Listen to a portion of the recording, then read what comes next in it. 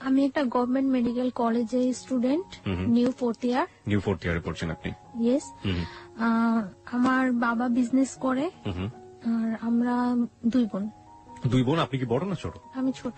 আপনি ছোট, আপনার আরেকটি বড় বোন রয়েছে। উনি কি ম্যারিড না আনম্যারিড? ম্যারিড। ওকে, আপনাদের বাড়ি কোথায়? বরিশাল। ওকে, বরিশাল আসলে খুবই সুন্দর একটা শহর। বরিশালের বন্ধু যারা শুনছেন তাদেরকে বলি, বরিশাল আসলে খুবই সাজানো গোছানো, খুব সুন্দর একটা শহর। ওখানে শহরের মাঝখানে একটা পুকুর আছে, পুকুরটার নামটা কি মনে আছে? বিবির পুকুর বলে। বিবির পুকুর বলে। তো চলুন আপনার গল্পটা শুরু করি। ছায়া, কোথা থেকে শুরু করবেন? ছোট থেকে শুরু করি। জি প্লিজ। আর আপনি একটু জোরে বলবেন। হ্যাঁ, আপনার কথা শুনে মনে হচ্ছে যে আপনাকে আমরা স্টুডিওতে নিয়ে এসেছি, কোনো কিছু খাবার টাবার কিছু দেয়নি, একদম দুর্বল। হ্যাঁ, একটু জোরে বলতে হবে প্লিজ। ওকে, চলুন শুরু করা যাক। আমার ছোটবেলাটা বিশেষ করে শহরেই বেশি কেটেছে। আমি স্টুডেন্ট হিসেবে মোটামুটি ভালোই ছিলাম, তার জন্য আমাকে শহরে পড়াশোনা করানোর জন্য শহরে রাখা হয়েছে। আমি মতিঝিল আইডিয়ালি স্টুডেন্ট ছিলাম। তো ওইখানে পড়াশোনা করতাম। ক্লাস 6 পর্যন্ত ওইখানে পড়ার পর আমি অসুস্থ হয়ে যাই। এবার অসুস্থ হয়ে যাওয়ার পরে আমি আমার গ্রামে শিফট হই। শিফট হওয়ার পরে আমি আমাদের ওইখানে গভর্নমেন্ট গার্লসে ভর্তি হই।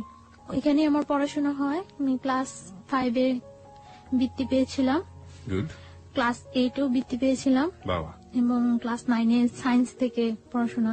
ওকে, এসএসসি আপনি সায়েন্স ব্যাকগ্রাউন্ড ছিল? Background science, SSC, higher math সহ। বাহ বাহ বাহ। আমার ক্লাস যখন আমি 7-এ পড়ি তখন একটা ছেলে আমাকে খুব ডিস্টার্ব করে, অফার করে জাস্ট, কিন্তু তখন আমি এই ব্যাপারটা সম্পর্কে কোনো অবহিতই না, কিছুই আমি জানি না। আপনি ক্লাস 7-এ থাকা অবস্থায় আপনি ফিলিংসটাই বোঝেন না যে আসলে ব্যাপারটা কি। তখন আমার মাথার মধ্যে শুধু একটাই ইয়ে ছিল যে আমি পড়াশোনা, এর বাইরে কিছু তেমন কিছু না। এবং আমি খুব চঞ্চল ছিলাম। আমার ফ্যামিলি ব্যাকগ্রাউন্ডের যত পার্সন আছে সবাই আমাকে খুব পছন্দ করতো। তারপর মানে যখন আমি ক্লাস 7-এ যখন পড়ি তখন থেকে সবসময় আমার প্লেস ছিল 1। তো তারপর 7-এ যখন পড়ি তখন ওই ছেলেটা আমাকে ডিস্টার্ব করে, তখন আমি আমার বাসায় জানাই। ছেলেটা আসলে কে ছিল? ছেলেটা সম্পর্কে আমাদের একটু বলুন, যে আপনার পাড়ায় আশেপাশে থাকতো বা এরকম কিছু? আপনার বয়সের ডিফারেন্স কতটুকু ছিল? হ্যাঁ, আমার থেকে বয়সে 5 বছরের মতো ডিফারেন্স, কিন্তু ছোট ছিল আপনার 5 বছর? আমার 5 বছর বড় ছিল। আর ও পড়াশোনা সেরকম না, মানে আমি ক্লাস 7-এ যখন পড়ি ও তখন ক্লাস 9-এ পড়ে। ওকে, মানে ওর পড়াশোনার গ্যাপ ছিল এবং এসএসসি কমপ্লিট হয়নি, ওর গ্যাপ ছিল। পরে মানে ডিস্টার্ব করে, তখন আমি আমার বাসায় জানাই। বাসায় জানানোর পরে আমার বাসায় বলতে আমি আমার কিছু কাজিনের কাছে জানাই। কাজিনের কাছে জানানোর পর আমার কাজিন কি করে ওকে রাস্তা থেকে ডেকে মানে একটু শাসায় দেয় যে এরকম করবে না, এরকম করলে এরকম করবে। তো কিছুদিন চুপচাপ থাকার পর আমি আবার স্কুল যাই আসি, কোনো প্রবলেম করে না। কিছুদিন চুপচাপ থাকে, তারপর দেখা গেছে আমি যখন স্কুল যাই আমার সাথে সাথে যায়, আবার আমি যখন আসি তখন আমার সাথে সাথে আসে, এবং নানা রকম সাউন্ড করে। কি ধরনের সাউন্ড করতো মনে আছে? হ্যাঁ, এইরকম যে ভালো লাগে বললেই তো হয়, কি প্রবলেম, আমরা কি চলি না, এরকম মানে বিভিন্ন রকম সাউন্ড করে। তো মানে সাউন্ড করে এইভাবে ক্লাস 7 শেষ হয়ে যায়, ক্লাস 8 শেষ হয়ে যায়। তো 8-এ যখন আমি বৃত্তি পরীক্ষা দেব, তো বৃত্তি পরীক্ষাটা আমাদের স্কুল থেকে একটু দূরে আরেকটা স্কুলে আমার সেন্টারটা। তো ওই স্কুলে যাই আমি বৃত্তি পরীক্ষা দেই। তো পরীক্ষার মধ্যে ও হলের পিছন দিয়ে ওয়াল টপকায় হলের ভিতরে ঢুকে। তো ভিতরে ঢোকার পরে আমার সাথে কথা বলার জন্য আমার দাঁড় করায়। তারপরে কথা বলার জন্য দাঁড় করানোর পরে আমি বলি যে আপনি আমাকে এইভাবে ডিস্টার্ব করতেছেন, আমার পরীক্ষা চলতেছে, এটা কিন্তু ঠিক না। তো তারপর আমি বাসায় এসে ফার্স্ট তো আমার কাজিনদের কাছে আমি আবারও বলি। তো ওনারা বলে যে বাসায় কিছু বলিস না, এটা বাসায় বললে হয়তো সবাই টেনশন করবো। তো ওনারা আবার ওকে ডাইকা বলে যে তোমার একবার শাসায় দিলাম, ইয়ে হয় নাই, আরেকবার এরকম করলে কিন্তু একেবারে মাইরাটে পাটা ভাঙিয়ে দেবো, এরকম ভেঙে দেবে, এরকম কিছু বলে। কারা বলতো? আপনার কাজিন বলতো? কাজিনরা বলতো। আমার ছেলে। আপনার বাবা মাকে কাউকে জানাই না, মানে আমার কোনো প্রবলেম হলে আমি ওদেরকেই জানাইতাম। আপনি বাবা মাকে কেন জানাতেন না এটা আমাদের একটু বলবেন? হেজিটেট ফিল করতেন নাকি কোনো ভয় পেতেন না কোনো সমস্যা? হ্যাঁ, হেজিটেট ফিল করতাম। এক দ্বিতীয়ত আমার আব্বু খুব একটু সেনসিটিভ টাইপের লোক, মানে কোনো ভেজাল বা আমাদের ওইখানে যে আমার আব্বুকে পছন্দ করে না এরকম কেউ নাই। তো তার জন্য আমি আমার আব্বুকে কিছু বলতে পারতাম না, আমার আব্বুকে আমি অনেক ভয়ও পাইতাম, কিছু বলতাম না। মানে আপনি আপনার আব্বুকে অনেক ভয় পেতেন? আর আপনার মা? আমার মাকে ওদেরকেও আমি কিছু বলিনি, কারণ আমি যে কোনো প্রবলেম করলে ওদেরকে বললে এটা সলভ হয়ে যায়। এখানে আমি একটু নোট করতে চাই সবাইকে, দেখবেন যে এই বয়সে, বিশেষ করে ও কিশোরী বয়স, ক্লাস 7 এর কথা বলছে, এই সময়টায় বাবা কিংবা মা তার সন্তানের সবচেয়ে ভালো বন্ধু হওয়া প্রয়োজন। দেখুন, ওর জীবনে কিন্তু অনেক বড় একটা ঘটনা ঘটে যাচ্ছে এবং সেটা ও তার কাজিনদেরকে বলছে। সমস্যা কিন্তু জট পাকাচ্ছে, যেটা যদি বাবা মাকে বলতো তাহলে হয়তো সমস্যাটা অন্যভাবে হলেও সেটা সমাধান হতে পারত, কিন্তু সে তার বাবা মাকে বলেনি, কারণ তার বাবা এবং তার মা তার ক্ষেত্রে খুব বেশি ফ্রেন্ডলি না। খুব বেশি ফ্রেন্ডলি না হলে এই ঘটনাগুলো বা এই গল্পগুলো আসলে বলা যায় না। যাই হোক, তারপরে কি হলো? তারপর মানে ও চুপচাপ থাকে, অনেকদিন চুপচাপ থাকে। আমি ক্লাস 8 শেষ করি, 9 শুরু হয় আমার, 9ও প্রায় অর্ধেকটা শেষ হয়ে যায়। জি। তারপর আমার কিছু মানে নিউ ফ্রেন্ড হয়, কিছু আগের ফ্রেন্ডরা Class change হলে এটা হয়, হ্যাঁ।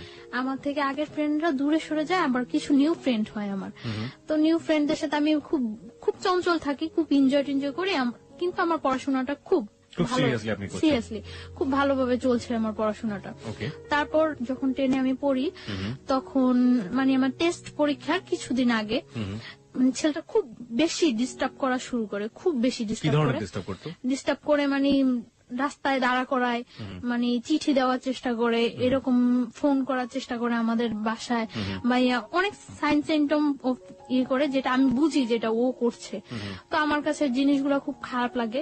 তো একদিন আমি আমার স্কুলের মধ্যে যখন মানে আমার ফ্রেন্ডদের সাথে আমি ছিলাম, তো স্কুল থেকে বের হয়েছি মতন স্কুলের সামনে ও মানে আমাকে অনেক ফ্রেন্ডদের মধ্যে দাঁড় করায়, সব ফ্রেন্ডদের বলছে যে সরে যাওয়ার জন্য। সবাই সরে যাওয়ার পর আমি খুব বিরক্ত হই, খুব রাগ বিহেভ করি ওর সাথে। কি করেন আপনি? দেখুন, আপনি রাব বিহেভ না বলে আপনি বলুন যে আপনি যেটা করেছিলেন সেটাই। হ্যাঁ, রাগ বিহেভটা হলো আমি ওর সাথে খুব উচ্চ স্বরে কথা বলি। উচ্চ স্বরে কথা বলার পর মানে, কেন আমাকে দাঁড় করাইছেন, এইরকম করতেছেন কেন, আপনি কি আমার যোগ্য নাকি, এইভাবে আমি অনেক কথা বলি। গালি টালি দিয়েছিলেন? না, গালি টালি না, আমি ওইটা কখনোই পারি না। ওকে, সো লেটস প্র্যাকটিস টুডে। তারপর মানে আমি একটু মজা করছিলাম। আমি একটু জানি যে ওই ছেলেটা তখন আপনার সাথে কি করলো, আপনি যখন রাগারাগি করছিলেন? ও কি চুপ করে বসেছিল? না, চুপ করে নাই। ও মানে দাঁড়ায়া অনেক চোখগুলা অনেক লাল লাল লাল থাকতো, ওর চোখ টোক বড় করে অনেক ইয়ে হয়েছে। তো আমি মানে এক পর্যায়ে আমি ছেলেটাকে একটা চড় মারি। এক পর্যায়ে ছেলেটাকে আমি কথা কাটাকাটি হয়, এক পর্যায়ে চড় মারি। এখন একটা স্কুলের সামনে অনেক স্টুডেন্ট থাকে, অনেক লোকজন ছিল, এমনকি মানে ওই স্কুলের সামনে ঝালমুড়ি আলারা পর্যন্ত ওর ফেভারিট ছিল, সবাই আমাকে মানে ওর কথা বলতো। তো চড় মারি, এটা ওর খুব গায়ে লাগে। গায়ে লাগার পরে কিছুদিন পর ও আমার একদিন স্কুলের মধ্যে যায়। আপনার স্কুলের মধ্যে যখন যাচ্ছে সেই ঘটনাটা আমি আসবো, তবে তার আগে আমাকে বলেন তো, এই ঝালমুড়িওয়ালাও তার ফেভারিট ছিল, মানে সবাই ফেভারিট ছিল, মানে ব্যাপারটা ঠিক বুঝতে। ও কি একই স্কুলে পড়তো আপনার? না, আমি গার্লসে পড়তাম, আচ্ছা। ও বয়েজে পড়তো। আমি যখন ক্লাস 10-এ পড়ি তখনও ও এসএসসি কমপ্লিট করতে পারে নাই। না, আমি জানতে চাচ্ছি যে ফেভারিট ছিল মানেটা কি? ও কি খুব পপুলার ছিল ওই মুহূর্তে ক্যাম্পাসে বা ওরকম কিছু? না, পপুলার ছিল না, ও ওইখানে খুব যাতায়াত করতো, ও দেখতে সুন্দর ছিল, মানে যে কোনো কারোর সাথে কথা বললে তাকে খুব ইজি ম্যানেজ করতে পারে। তার জন্য ঠিক আছে, তারপরে কি হলো? তারপরে আপনার চড় মারার পরে আপনি বলছিলেন যে চড় মারার পরে কিছুদিন যায়, মনে হয় 4-5 দিন যায়। 4-5 দিন গ্যাপের পরে ও একদিন আমার স্কুলে যায়। তো আমি কলের কাছে ছিলাম, কলের কাছ থেকে আমি ঘুরে আসতে নেওয়ার পরে আমি হঠাৎ ওকে দেখে আমি মানে যেই পথে আসতেছিলাম ওটা ব্যাক করে অন্য পথে আসতে নেই। তো আমার তখন একটু ভয় কাজ করে, মানে আমি দেখতেছি যে ও কয়েকটা ছেলে নিয়ে ঢুকছে, তো ভয় কাজ করে। তারপর আমি ওই ঘুরে আসতে নিলে ও মানে দৌড়ে ঘুরে এসে আমার সামনে দাঁড়ায় আমার হাতে ধরে টান দেওয়ার পর আমি মানে ওইখানে আমি হাত ছাড়েন বলে উঠি। তারপর কিছু মেয়েরা থাকে পিছনে, তারা ওইখানে আসার পর মানে ও আমাকে বলতেছে যে তুমি আমার ওই দিন যে অপমানটা করছো কাজটা ঠিক করো নাই, আমি তোমার একদিন হইলেও আমার বাসায় নিয়ে ছাড়বো, একদিন হইলেও আমার ঘরে ভাত রান্না করার মতো তোমাকে দিয়ে। তো আমি বলছি আচ্ছা ঠিক আছে, পারলে কইরেন। এরকম কথা বলার পরে প্রেক্ষিতে মানে ও তখন চলে আসার পরে অনেক দিন যাবত গ্যাপ থাকে। আমার এসএসসি কমপ্লিট হয়ে যায়, ওকে আমি দেখি না। এসএসসি কমপ্লিট হয়ে যায়, আমি তো মনে করছি ও মনে হয় চলে গেছে, কোথাও ইয়ে হয়ে গেছে। এসএসসি কমপ্লিট হয়ে যায়, আমি ঢাকা আসি। আমি আগে আমাদের ওইখানে কলেজেই ভর্তি হই আর পরে ঢাকা আসি। তখন ওই ইয়ারের সিস্টেম ছিল মানে পয়েন্টেই ভর্তি করানোর জন্য ওই ইয়ার সিস্টেম হয়। তো আমি হোলি ক্রসে ভর্তি হই, ফার্মগেট হোলি ক্রসে ভর্তি হওয়ার পর আমি এখানে একেবারে শিফট হয়ে যাই ফার্মগেট হোস্টেলে। এখানে পড়াশোনা করে মাঝে মাঝে বাড়ি যাওয়া হয়, ঈদে বাড়ি যাওয়া হয়। এমনিতে ততটা বাড়ি যাওয়া হয় না, খুব ইয়ে থাকে আমার উপরে, খুব প্রেশার থাকে পড়াশোনার উপর যে আমার রেজাল্ট ভালো করতেই হবে। তো আমার চলছে, ভালোই পড়াশোনা চলছে। ইন্টার পরীক্ষা দেওয়ার পরে বাড়ি যাই অনেক দিন থাকি বাড়িতে। ওকে। যতদিন পর্যন্ত রেজাল্ট না হয় বাড়িতে থাকি। রেজাল্ট হওয়ার কিছুদিন আগে আমি ঢাকা আসি মেডিকেলের জন্য কোচিনে এডমিট হই। তো এখানে কোচিং টুচিং করার পরে মেডিকেল আমি এডমিশন দিই। মেডিকেলে এডমিশন দেওয়ার পরে আমার মেডিকেলে চান্স হয়। চান্স হওয়ার পরে ওইখানে ভর্তি টর্তি হওয়ার কিছুদিন পরে ক্যাম্পাস বন্ধ হওয়ার পরে আমি বাড়ি যাই। ফার্স্টলি বাড়ি যাওয়ার পরে আমি আমার ওই ফ্রেন্ডদের সাথে এমনি কন্ট্রাক্ট হয়। এর মধ্যে একটা ফ্রেন্ড ঢাকায় এডমিট হয়েছে ইডেন কলেজে, তো ওর সাথে ভালো কন্ট্রাক্ট থাকে। তো বাড়ি যাওয়ার পরে সবার সাথে কন্ট্রাক্ট হয়। কন্ট্রাক্ট হওয়ার পর আমরা ঠিক করি যে একদিন টিচারের সাথে দেখা করবো। আমরা বাড়িতে যে হায়ার ম্যাথ যে টিচারের কাছে করতাম ওই টিচারের কাছে দেখা করব। ওই টিচার হলো বরিশাল মদনমোহন কলেজের টিচার। মদনমোহন কলেজের টিচারের সাথে দেখা করব। তো ওই টিচারের কাছে দেখা করার জন্য আমরা যাই, সকালবেলা যাই। আমি ওই দিন আমি চলে আসবো ঢাকা, তার জন্য আমি সকালবেলায় যাই যে আমার বিকালে ঢাকা চলে আসতে হবে। বরিশাল থেকে আসার ওয়েটা বিকালে। তো আমি সকালবেলা যাই, যাওয়ার পরে মানে অনেকক্ষণ হয়ে যায়, আমার ফ্রেন্ডরা কেউ আসে না। তারপর আমি ফোন করি সবাই, কি ব্যাপার তোমরা আসো না কেন? বলতেছে আমাদের তো আজকে পিকনিক, তো একটা কাজ করি আমরা সবাই রেডি হয়ে আসি, আসে দেখা টাকা করে চলে যাবো। তো আমি বলতেছি আচ্ছা ঠিক আছে আসো, আমি কিছুক্ষণ ওয়েট করি। তারপর আসছে ওরা, আসার পরে ওরা বলতেছে আমাদের সাথে চল। আমি বলতেছি না আমার তো আজকেই ঢাকা যেতে হবে, আর তাছাড়া আমি বাসায় বইলে আসিনি, আমার আম্মু অনেক রাগ করবো, সবাই অনেক রাগ করবো, আমি বইলে আসিনি, এটা কিছুতেই সম্ভব না যাওয়া। পরে বলতেছে আচ্ছা আমরা তো তোর বাসার সামনে দিয়ে যাব, তুই আমাদের সাথে চল, তোকে শিফট করে দিয়ে চলে যাবো আমরা। তো আমি আচ্ছা ওকে ঠিক আছে। তো আমি একটা ওরা এই মাইক্রোটাতে করে আসছিল, আমি ওই মাইক্রোতে ওরা উঠে আমি পথ থেকে নেমে যাবো, তো আমি লাস্টে উঠি। ওঠার পরে আমি যখন মানে উঠে আমি নক করি, পরে ঘোরার পরে আমার আর কিছু মনে নেই। এখানে যে কি হয়েছিল আমি কিছুই বলতে পারবো না, জাস্ট আমি একটা স্মাইলের মতো ফিল করছি। তারপর আমি আর কিছু মনে নেই, আমার সেন্স ছিল না। আমার যখন সেন্স আসে তখন সন্ধ্যার দিকে আমি ফিল করতেছি যে তখন সন্ধ্যা জাস্ট আজান হচ্ছে এরকম সময়, এবং তখন আমি দেখতেছি যে আমি মাওয়া ঘাট ওভার করেছি, just Postogola bridge, Dhaka Postogola bridge. কিন্তু আমি তখন মুখে কিছু বলতে পারছি না এবং কোনো কিছু, আমি জাস্ট একবার কি দুইবার চোখ খুলে আবার চোখ অফ হয়ে গেছে। তারপর আমি আর কিছু বলতে পারবো না। যখন আমার সেন্স আসছে রাত্রে, তখন প্রায় 2:30 কি 3টা বাজে মনে হয়, আমি ওইরকম মনে হচ্ছিল আমার কাছে 2:30 কি 3টা বাজে। তখন আমি যে জায়গা ওই জায়গাটা টাঙ্গাইল, মানে আমি ব্যাক আসার সময় দেখেছি যে ওটা টাঙ্গাইল, কিন্তু তখন আমি জানি না ওটা যে টাঙ্গাইল।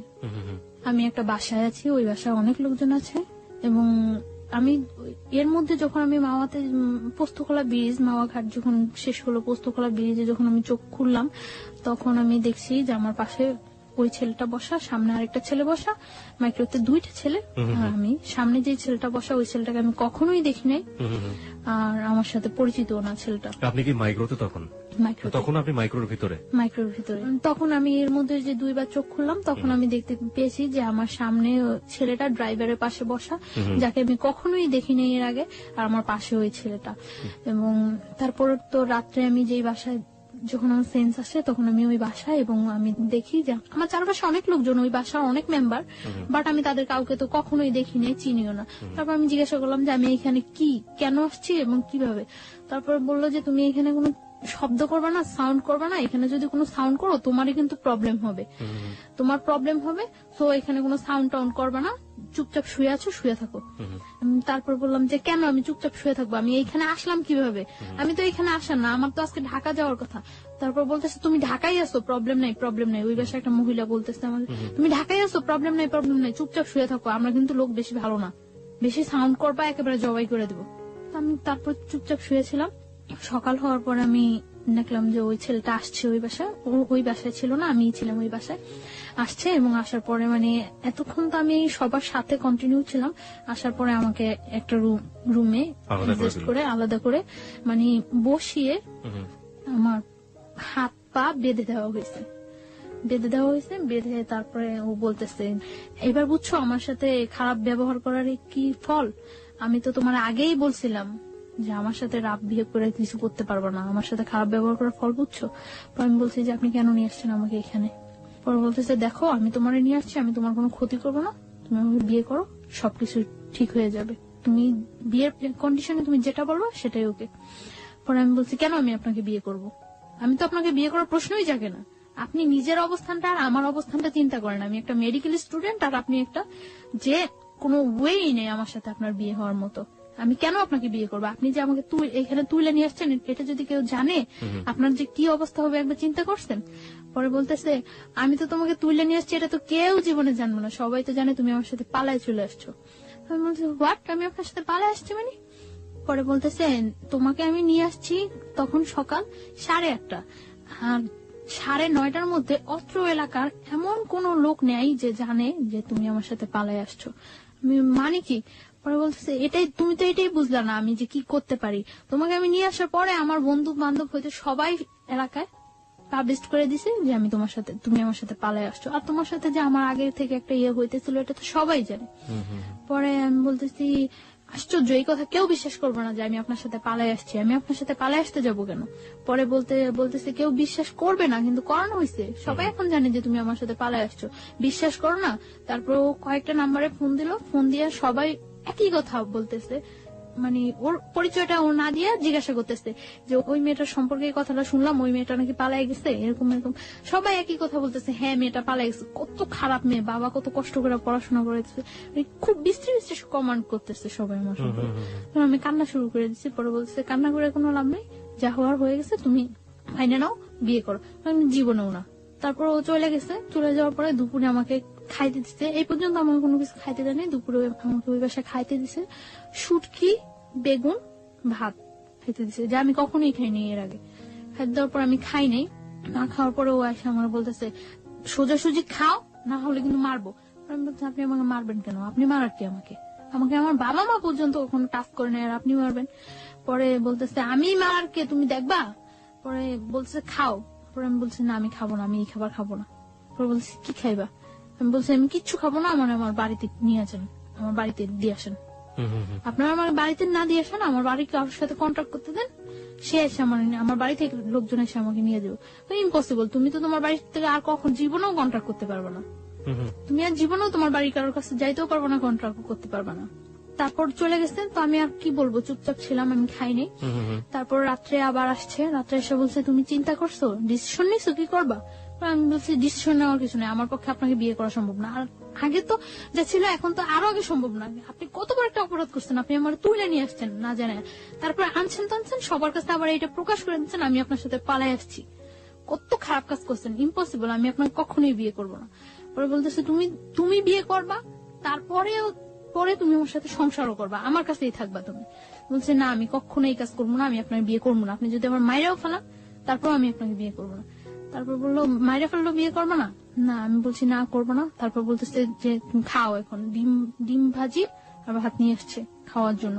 যে জায়গায় নিয়ে গেছে ওই ফ্যামিলিটা ততটা এস্টাবলিশড ফ্যামিলি না, কিন্তু মানে লোকগুলা খুব ভালো না, এটা আমার কাছে আমি ফিল করতে পারছি যে লোকগুলো খুব ভালো না। তারপর বলছে খাইবা না? পরে আমি বলছি না খাবো না। তারপরে তখন আমার অনেক মানে চুল ছিল, বড় চুল ছিল, আমি তখন বোরকা পরি না, চুল ছিল। তখন বলতেছে যে এখন যদি আমি তোমার চুলগুলি সব কাটে দেই তারপর কি তুমি খাইবা? আমি বলছি আপনি আমার চুল কাটবেন কেন? তোমার চুল কাইটা, তোমার চুল একেবারে মানে চুরি করলে মানুষ যেভাবে চুল কাটে ওইভাবে চুল কাইটা তোমার যদি একেবারে চেহারা নষ্ট করে সব ইয়ে করে যদি তোমার রাস্তায় ছেড়ে দেয় তারপরে কেমন হইব? তার চেয়ে বরং তুমি স্বাভাবিক আমাকে বিয়ে করো, বিয়ে করার পরে তুমি যদি পড়াশোনা করতে চাও, সব যা করতে চাও সবকিছু ঠিক আছে, আমি তোমার পড়াশোনা করাম। না আমি আপনাকে বিয়ে করবো না। পরে এভাবে আরো 2-3 দিন চলে গেল। হ্যাঁ না খাওয়া, আমি খুব উইক হয়ে যাচ্ছি, না খাওয়া 2-3 দিন চলে গেছে। 2-3 দিন চলে যাওয়ার পরে টর্চার করা শুরু করলো। টর্চার বলতে কি এমনিতে কোনো টর্চার না, জাস্ট চর মারতো। আর আমার মানে পা বাঁধা এইভাবে বাইধা রাখছিল, তো পায়ের নখের মধ্যে পাড়া দিয়ে দাঁড়ায় থাকতো, যেটা খুব পেন ফিল হতো, কারণ নখ তো খুব সেন্সিটিভ জায়গা, ওইখানে পাড়া দিলে খুব পেন ফিল হতো। তখন আমি মানে চিল্লাইতে চাইলে মুখ বন্ধ করে ধরে রাখতো। তো এইভাবে প্রায় 7-8 দিন চলে গেছে। 8 দিন 9 দিনের দিন 9 দিনের দিন আমি মনে করছি নিজে নিজে করতেছি যে এখান থেকে আমার, যেহেতু আমার ফ্যামিলি কেউ জানেই না আমি কোথায় আছি, আর এখান থেকে আমার খুঁজে বাই করা সম্ভব না যে আমি এইখানে আছি, যে খুঁজবো তারা খুঁজে যে বাই করবো, তারা কি আমার আদৌ খুঁজতেছে না এইটাই মনে করতেছে যে আসলে আমি পলাই গেছি, সেটাও তো আমি জানি না যে আমি কিভাবে শিওর হম যে হ্যাঁ আমার তারা খুঁজতেছে, তারা আমার খুঁজে নিবো, এই আশায় যে আমি বসে থাকবো, কিভাবে আমি শিওর হবো? তারপর আমি ইয়ে করলাম যে না, আমি ওর ওয়েতে রাজি হয়ে যাই, তবে কিছু কন্ডিশন দিয়ে। তারপর ও আসে রাত্রে আসার পর ওই বাসায় থাকে না, ওই বাসায় শুধু আমি থাকি। ওই বাসায় থাকে না, একটা ঘরের মধ্যে আমাকে আটকে রাখছিল। ঘরটা হলো অর্ধেক টিন অর্ধেক মাটি, এরকম ঘর। তো আমি তারপর আসার পরে আমি বলছি আচ্ছা ঠিক আছে, আমি আপনার বিয়ে করতে রাজি, তবে সত্য আছে। সত্য হলো আমার পড়াশোনা শেষ না হওয়া পর্যন্ত আমি আপনার সাথে কোনো রিলেশনে যেতে পারবো না। যেহেতু আমার ক্যারিয়ার আছে, আমি মেডিকেল স্টুডেন্ট, আমার এত কষ্ট করে যেহেতু আমি এতটুকু আসছি, আমার ইয়াটা শেষ হোক, সেটা আপনার জন্য বেটার হবে, আমার জন্য বেটার হবে। যেহেতু আপনিও ততটা এস্টাবলিশড না, তখনও একটা চাকরি করতো নাকি, ওই যে অনেকদিন আগে চলে আসছে দেশ থেকে, আসে ঢাকা একটা চাকরি করতো। তো বললো যে এটা কি, এই কথা কি থাকবো? আমি বলতেছি হ্যাঁ এই কথা থাকবো, আমি পড়াশোনা করা পর্যন্ত আমাকে আপনি কোনো ডিস্টার্ব করবেন না, আমি তো বিয়ে তো করছি না। আর তারপরে বলতেছে ওকে। আপনি আসলে ডিস্টার্ব না করা বা রিলেশন বলতে আসলে কি বোঝালেন, যে ফিজিক্যাল রিলেশনের কথা? ফিজিক্যাল বা মেন্টালি বা ওর পরিবারে নিয়ে সংসার, যাবেন, হ্যাঁ। মানে সবকিছু থেকে যাতে অ্যাভয়েড করতে পারি সবকিছু। আমি ওকে বললাম যে দেখেন, আপনি তো খুব ভালো করে জানেন যে আমি মেডিকেলে পড়াশোনা করি, আমার রেজাল্ট কি বা আমার ক্যারিয়ারটা কেমন হতে পারে। আর আমার ক্যারিয়ার, আমি যদি আপনাকে বিয়ে করি তাহলে তো আপনার ক্যারিয়ার আমার ক্যারিয়ারের সাথে আপনিও তো জড়িয়ে গেছেন, তাহলে আমার একটা ভালো ক্যারিয়ার হলে সেটা আপনার জন্য ভালো হবে। তো আপনি আমাকে কি কয়েকটা বছর সময় দেন, আমার ইয়েটা শেষ হোক, পড়াশোনাটা শেষ হোক, তারপরে আমি আপনার সব ওয়ে মাইনে নেব। সেই পর্যন্ত আপনি আমাকে কোন রকম জোড়াজুড়ি বা কোন রকম ইয়ে করতে পারবেন না। পরে বলতেছে আচ্ছা ঠিক আছে। তারপর মানে ওই দিন রাত্রে চলে যায়, সকালে ও একজন লোক নিয়ে আসে। লোকটাকে, এটা কি কাজী না উকিল না কি আমি কিছুই জানি না, একটা লোক নিয়ে আসে, স্টাম্প নিয়ে আসে। স্টাম্পের মধ্যে ওই লোকটা আমার একটা ছবি তোলে আর ওর একটা ছবি তোলে, দুইটা ছবি পাশাপাশি রেখে পিন আপ করে দেয়। পিন আপ করে ওই লোকটা স্টাম্পে যে কি লেখে সেটাও আমি জানি না, জাস্ট স্টাম্পের মধ্যে আমি সই করে দেই। তাও আমি মানে সই করার সময় ভাবতেছি যে আমি কি সই করব না করব না করব না করব না, ওটা সারা জীবনের প্রশ্ন, কি করব আমি। তখন আমি সই করার সময় ভাবতেছি, তখন ও আমার একটা চড় মারলো লোকটার সামনে একটা চড় মারার পরে বলতেছে যে আগেই তো কথা হয়ে গেছে, এখন আবার এরকম করার কি আছে। লোকটা মনে করতেছে না যে আমি তোমার জোর করে নিয়ে আসছি। পরে আমি আমার ফুল নেমটা অর্ধেক লেখি আর বাকিটা লেখি না। ফুল নেমের অর্ধেক লিখি, ও সই করে দেয়। সই করে দেওয়ার পর ওই দিনই মানে সকালে 8টার দিকে ইয়ে হয়, 9টার দিকে ওই বাসা থেকে বের হয়ে নিয়ে আসে। বাসা থেকে বের হওয়ার পরে যখন বাসে উঠি তখন দেখি যে এটা টাঙ্গাইল। তো ঢাকা নিয়ে আসার পরে আমি ওই দিনই ঢাকা আমি আমার হোস্টেলে আমি বলি যে আমি আমার হোস্টেলে চলে যাই, আপনার সাথে বিয়ে তো হয়ে গেছে। আমি হোস্টেলে উঠি। হোস্টেলে ওঠার পরে 2-3 দিন ভালো যায়, কোনো ইয়ে করে না। আমি আমার ফ্যামিলির সাথে যোগাযোগ করার চেষ্টা করি যে কি করব আমি এখন। আমার ফ্যামিলির সাথে যোগাযোগ করার জন্য অনেক চেষ্টা করি, বাট আমার ফ্যামিলির সাথে কোনো কন্ট্যাক্ট করতে পারি না। কেন পারেন না? মানে বাড়ির যে নাম্বারটা, ওই নাম্বারটা অফ থাকে, ওই নাম্বারটা অফ। আর অন্য কোন নাম্বার আমার কাছে মনে নেই, আমার মানে ইয়া থাকে না। তারপর আমি অনেক ট্রাই করার পরে আমি আমার মানে দুলাভাইয়ের সাথে, বোনের হাজবেন্ডের সাথে যোগাযোগ করি। যোগাযোগ করার পরে উনি বলতেছে যে আচ্ছা যা হয়েছে তো হয়ে গেছে, কেউ বিলিভ করে না যে তুমি ইয়ে করছো, তোমার নিয়ে গেছে, সবাই এটাই বিলিভ করে। আর দেখো গ্রাম তো, সমাজ তো, সবাই একটাই জিনিস বিশ্বাস করে যে তুমি ইয়ে করছো, চলে গেছো। আর এখন যদি তুমি ফিরে আসো, এটা মানে কেউ মাইনে নিব না, এটা সবাই তোমার বরং ধিক্কার দিব। তো আমি তারপর বুঝে অনেক বলি, বলার পরে আমি ট্রাই করি আমার ফ্যামিলির কাছে ফিরে যাওয়ার জন্য, কিন্তু তারা কেউ আমাকে নেওয়ার ইয়ে করে না। তখন আমার যে দুলাভাই, ওনার সাথে আমার বোনের জাস্ট ইয়ে হয়, এঙ্গেজ হয়, বিয়ে হয় না। তখন বলে যে দেখো এইটার কারণে হয়তো তোমার বোনের অনেকটা ইয়া ফিল করতে হতে পারে। তো উনি এই কথা বলার পর আমি মানে চুপচাপ থাকি। তারপর উনি বলে যে তুমি যেভাবে আছো ওইভাবে থাকো, তোমার যতটা হেল্প প্রয়োজন সব আমি করব, কেউ ইয়ে করবে না। তোমার হেল্পের প্রয়োজন আমি, যতটা ইয়ে করার প্রয়োজন আমি করব, তুমি পড়াশোনা করতে থাকো, আমি ট্রাই করব তোমাকে যথাসম্ভব বাহিরে পাঠিয়ে দেওয়ার জন্য। কারণ তুমি বাহিরে গেলে গিয়ে তো ওরা আয়ত্তার বাইরে চলে যাবে। জানালেন না ব্যাপারটা? হ্যাঁ জানাই, কিন্তু তারা কেউ আমাকে নেওয়ার জন্য আগ্রহ ফিল করে না। আপনি আমাকে একটু বলেন তো, খুলেই বলেন যে আপনি ফার্স্ট কখন বাবা আমাকে জানালেন, কি রিয়াক্ট করলো, আমি একটু জানতে চাই। This is a very important part of this story. হ্যাঁ, আমি যখন মানে ঢাকা আসি, হোস্টেলে উঠি। হোস্টেলে ওঠার পরে তখন আমার কাছে কোনো টাকা পয়সা কিছুই থাকে না। তো হোস্টেলে ওঠার 2-3 দিন পরে আমি আমার একটা ফ্রেন্ডের নাম্বার থেকে আমার বাড়িতে ফোন করি। ফোন করার পরে বাড়ির নাম্বারটা অফ। এইভাবে আরো 4-5 দিন চলে যায়, আমি কারোর সাথে কন্ট্যাক্ট করতে পারি না। তারপরে আমি হঠাৎ একদিন আমি আমার বই নাড়তেছি, বইয়ের মধ্যে আমার ওই দুলাভাইয়ের নাম্বারটা পাইছি। পাওয়ার পরে আমি আমার দুলাভাইয়ের কাছে ফোন দিছি। দুলাভাইয়ের কাছে ফোন দেওয়ার পরে ভাইয়াকে আমি সব বললাম। আপন দুলাভাই এটা? হ্যাঁ। ওকে। সবকিছু বলার পর আমার ভাইয়া বলল যে কেউ আমাকে এখন নেওয়ার জন্য প্রস্তুত না। তারপর আমি আমার মার সাথে কথা বললাম। তারাও কোনো ইয়ে করতেছে না যে তুমি যা হয়েছে তুমি চলে আসো, আমরা তোমার আবার নতুন করে পড়াশোনা করবো, আমাদের কাছে রাখবো, কোনো ইয়ে হবে না। কিন্তু তারা কেউ এরকম কোন, সবার একটাই ক্ষোভ আমি চলে আসছি। সবাই জানে যে আমি পালাই আসছি, কিভাবে আসলাম, এতটা ইয়ে করলো তারা আমার জন্য। সবাই আমাকে খুব ঘৃণা করে। তখন আমি ফিল করি যে সবাই আমাকে খুব ঘৃণা করে। তখন আমার মধ্যেও রাগ হয় যে আমি এতটা তাদেরকে সাপোর্ট দিছি, তারা যেইভাবে চাইছে আমি ঠিক ওইভাবে পড়াশোনা করছি, ওইভাবে ইয়ে হয়েছি।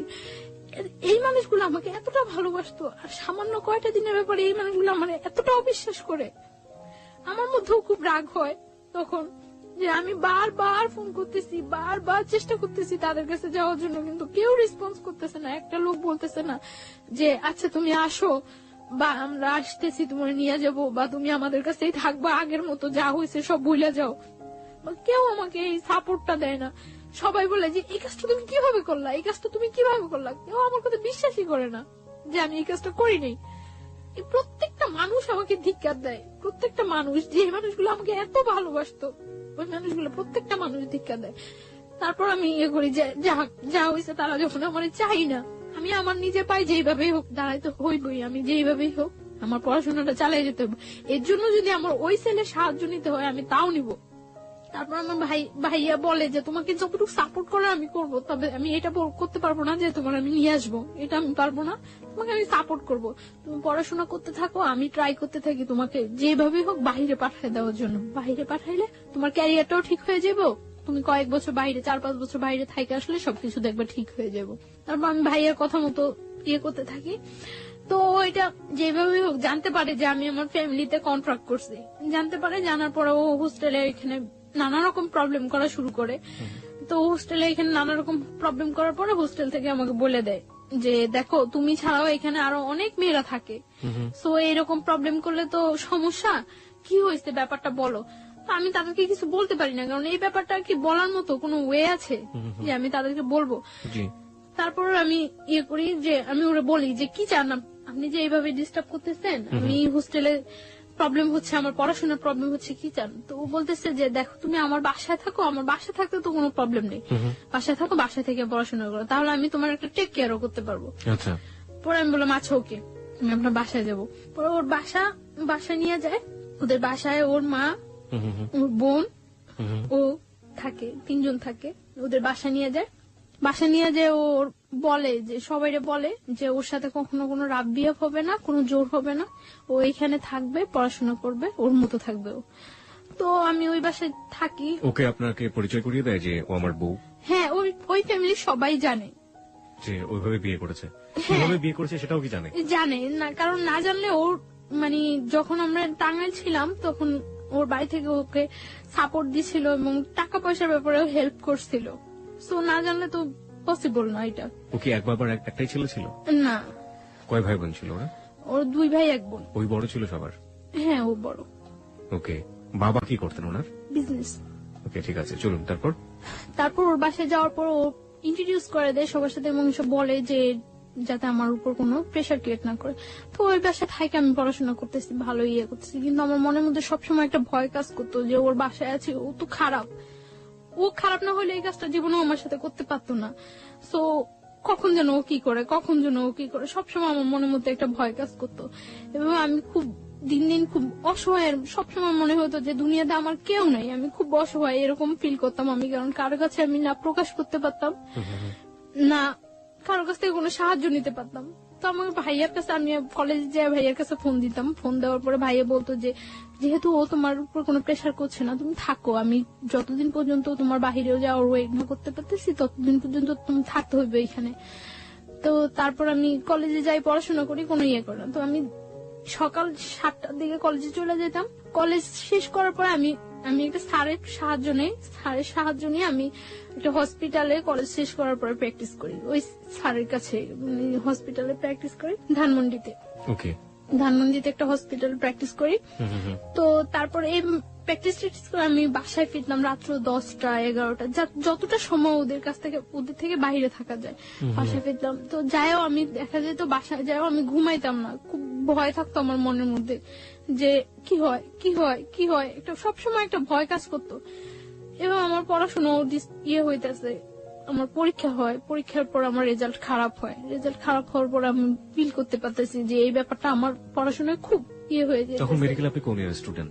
ফার্স্ট ইয়ার দিচ্ছেন আপনি, মানে ফার্স্ট ইয়ার ফাইনাল দিচ্ছেন? ফার্স্ট ইয়ার ফাইনাল দিচ্ছি। তো তারপর আমি করি যে এইভাবে তো চলতে পারে না, এইভাবে কিভাবে আমার যেভাবেই হোক ওদের সাথে আমার মানায় যাইতেই হইবে, যেভাবেই হোক এইভাবে আমার পড়াশোনার ক্ষতি হইতেছে। তো রেজাল্ট খারাপ হয়, তারপর আমি আবার ভালো করে পড়াশোনা করা শুরু করি। আমি সারাদিন বাইরে থাকলেও সারা রাত জেগে পড়াশোনা করি, তো আমার শরীর খুব হয়ে যেতেছে। ওই ছেলেটা কি করতো এই সময়টাতে আপনার? ও একটা জব করতো। না, আপনার সাথে কি ধরনের আচরণ করতো? না, আমার সাথে ও সবসময় ভালো আচরণ করতো, কিন্তু ও শুধু একটা চাইতো যে আমি ওর কাছ থেকে কোনো হেল্প নিতাম না, টাকা পয়সা কোনো। ও আমার প্রায় সময় এটা জিজ্ঞাসা করতো যে আমি এটা কিভাবে করি, কিন্তু এটা তো আমার ভাই আমার সুন্দরবন কুরিয়ার সার্ভিসে আমার জন্য সবসময় টাকা পাঠিয়ে দিত। আমি বললেই হতো যে ভাই আমার টাকা লাগবে, এটা লাগবে, হ্যাঁ দুলাভাই পাঠিয়ে দিত। তো এর মধ্যে আমি পাসপোর্ট করে সবকিছু আমার জমা দেওয়া হয়ে গেছে। বাইরে আমি অ্যাপ্লাই করছি। কোন দেশে অ্যাপ্লাই করেছিলেন? কানাডাতে চলে যাওয়ার জন্য। কানাডাতে যাওয়ার জন্য স্টুডেন্টের ভিসা, কানাডায় যাওয়ার জন্য করছি, অ্যাপ্লাই করা হয়েছে।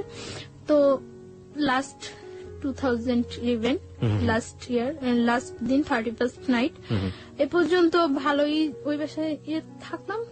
এই সময়টাতে আপনার যেহেতু উনি অবৈধভাবে হোক বৈধভাবে হোক যেভাবে হোক জোর করেই হোক উনি আপনার হাজবেন্ড হয়ে গিয়েছেন, সুতরাং হাজবেন্ড তার ওয়াইফের কাছে একটা সম্পর্ক দাবি করতেই পারেন। এই সময়টা থেকে কোনো ধরনের কোনো ইন্টিমেসি আপনাদের?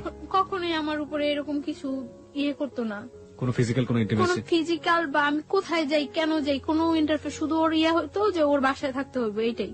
মানে কখনো আপনার ফ্রিডম নিয়ে কোনো অত্যাচার করতো না, কিছু করতো না, শুধু একটা কথা আমার বাসায় থাকতে হবে। হ্যাঁ, বাসায় থাকতে হবে। ও মনে করতো যে হয়তো বা ওর বাসায় থাকলে আমি সেফ আছি, কিছু করতে আসছি না বাহিরে। কোন ধরনের অত্যাচারও করেনি, মানসিক বা শারীরিক? না, শারীরিক কোনো অত্যাচারও করতো না।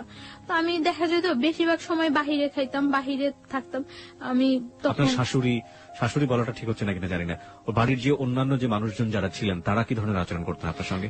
হ্যাঁ, আমার শাশুড়ি মানে ওর মা ফিল করতে পারতো যে আমি ওকে খুব ডিসলাইক করি এবং আমি আজকে হোক কালকে হোক চলে যাবো, এটা উনি ফিল করতে পারতো। উনি সবসময় বলতো যে এই মেয়ের জন্য এত কিছু করতেছোস, এই মেয়ের পড়াশোনা করানোর জন্য, এই মেয়ের জন্য এত কিছু করতেছ, মেয়ে থাকবো না। তো সবাই বলতো, মানে উনি আপনার সাথে কোনো খারাপ আচরণ করতো না? আমার সাথে কোনো করতো না, আমার সাথে জাস্ট মানে আমি খুব কথা বলতাম না বাসায়, যে সবসময় আমি চুপচাপ থাকতাম, অফ থাকতাম সবসময়।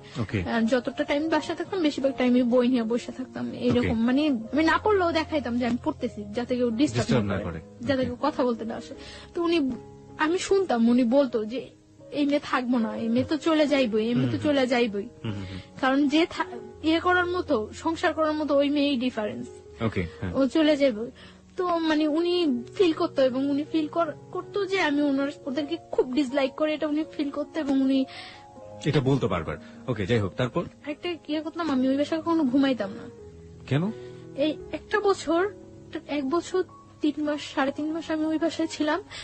আমার মনে হয় না আমি 1 বছর 3 মাস 3.5 মাসে ওই বাসায় 3 দিনও ঘুমাইছি। কখনো আমি ঘুমাইতাম না, আমার মনের মধ্যে এটা ভয় কাজ করতো, হয় আমার মারে ফেলাইবো, না আমার সাথে জোর করে কিছু করবো, এরকম একটা ভয় সবসময় মনের মধ্যে কাজ করতো।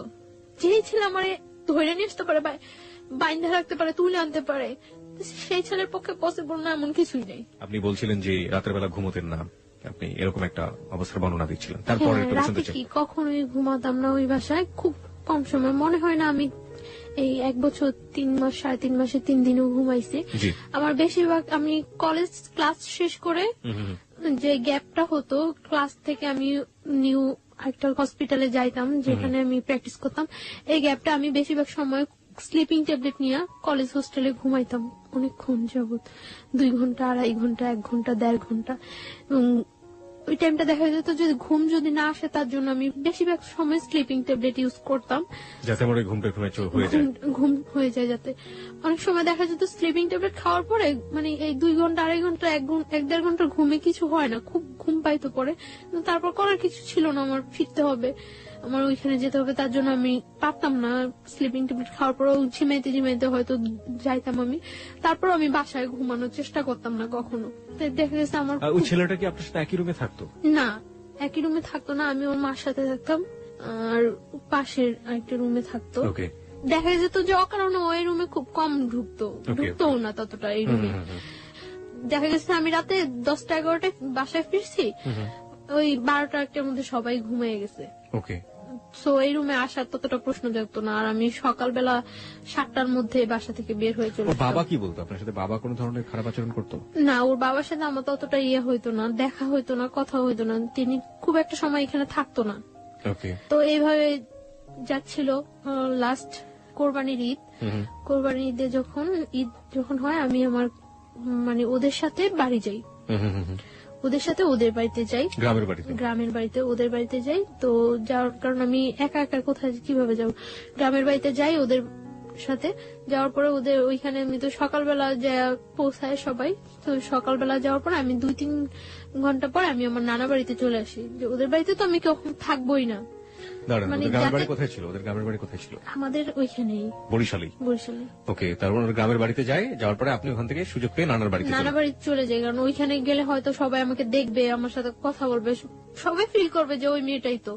তার জন্য আমি কিছুক্ষণ পর আমি আমার নানা বাড়িতে চলে আসি। নানা বাড়িতে চলে আসার পর আমি মানে 2-3 দিন ওইখানে থাকা হয়, তারপর আবার ঢাকা ব্যাক আসার পরে মানে ঢাকা আসার পরে আমি একদিনকে আমি সন্ধ্যার পরে আমি বাসায় ফিরতেছি, 8টা কি 8:30 বাজে আমি বাসায় ফিরতেছি। বাসায় ফেরার সময় একটা ছেলে ভ্যানের উপর বসা থাকে, কয়েকটা ছেলে, ওইখান থেকে একটা ছেলে কমেন্ট করে যে মনে হয় বাড়িতে গেছিল, কয়েকদিন যাবত তো দেখি নাই, বাড়ি থেকে আসছে।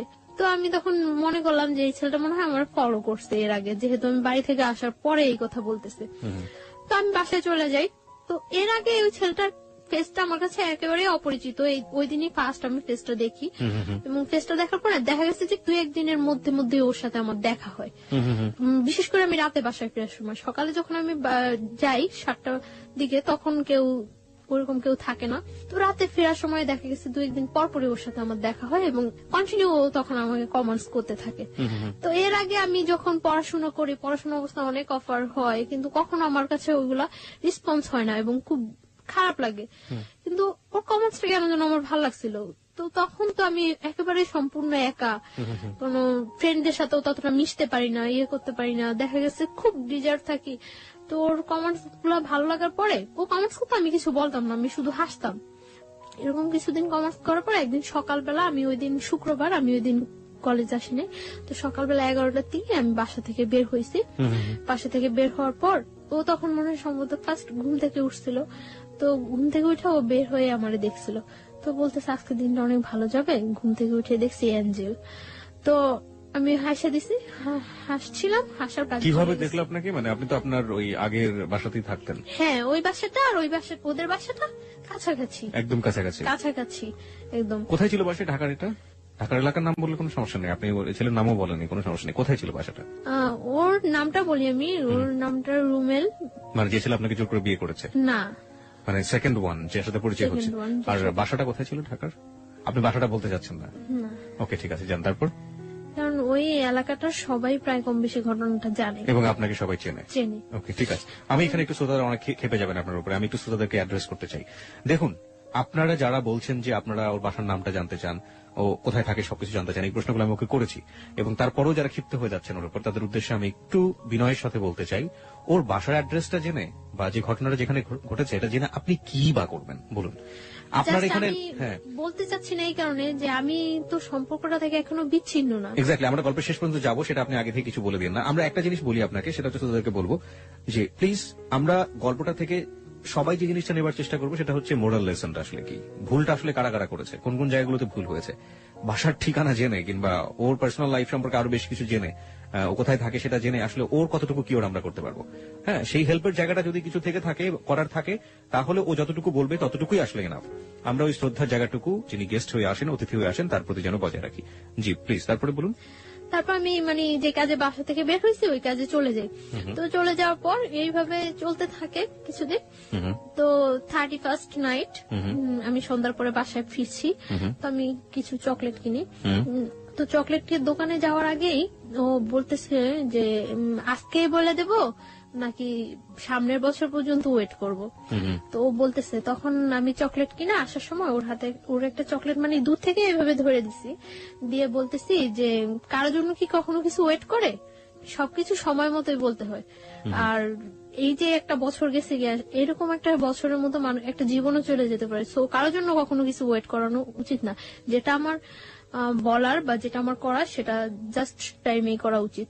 তো ওই কথাটা বলার পর আমি এই কথাটা বলে আমি সাথে সাথে কিছু না বলে সাথে সাথে চলে আসতেছি। ও আমার পিছনে আসতেছে। তো আসে আমার বাসার গলির মধ্যেই, মানে যে বাসা আমি যাবো ওই বাসার গলির মধ্যে ও বললো যে জাস্ট 1 মিনিট একটু দাঁড়ান। তো আমি দাঁড়াইলাম, দাঁড়ানোর পরে বলতেছে আপনার নামটা জানতে পারি? তো আমি আমার নামটা বললাম। বলার পর ও বলতেছে যে আপনার ফোন নাম্বারটা জানতে পারি? সরি, আমার ফোন নাম্বারটা তো দেওয়া যাবে না। পরে বলতেছে যে এই চকলেটটা নিয়ে যান, আজকে যদি আপনার ফোন নাম্বারটা আমাকে দিতেন সেটাই আমার জন্য বড় গিফট হতো। আমি বললাম যে আমি চকলেটটা নিয়ে আপনি ব্যাগ দিলে নিয়ে যেতে পারি, বাট আমি আমার ফোন নাম্বারটা দিতে পারবো না। তো বলতেছে দিবেন না? আমি বলতেছি না, ফোন নাম্বারটা দেবো না। পরে বলতেছে চকলেটটা দিয়ে দিবেন? পরে বলতেছে না, চকলেটটা নিয়ে চলে গেছে। চলে যাওয়ার পর তো 1st জানুয়ারি ওর সাথে আমার দেখা হয় নাই। তো 2nd 3rd জানুয়ারিতে ওর সাথে আবার আমার সাথে দেখা হয়েছে।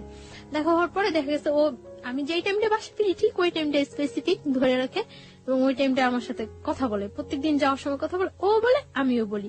মানে ও যেটা বলে আমি ওটা রিপিট অ্যান্সার করি।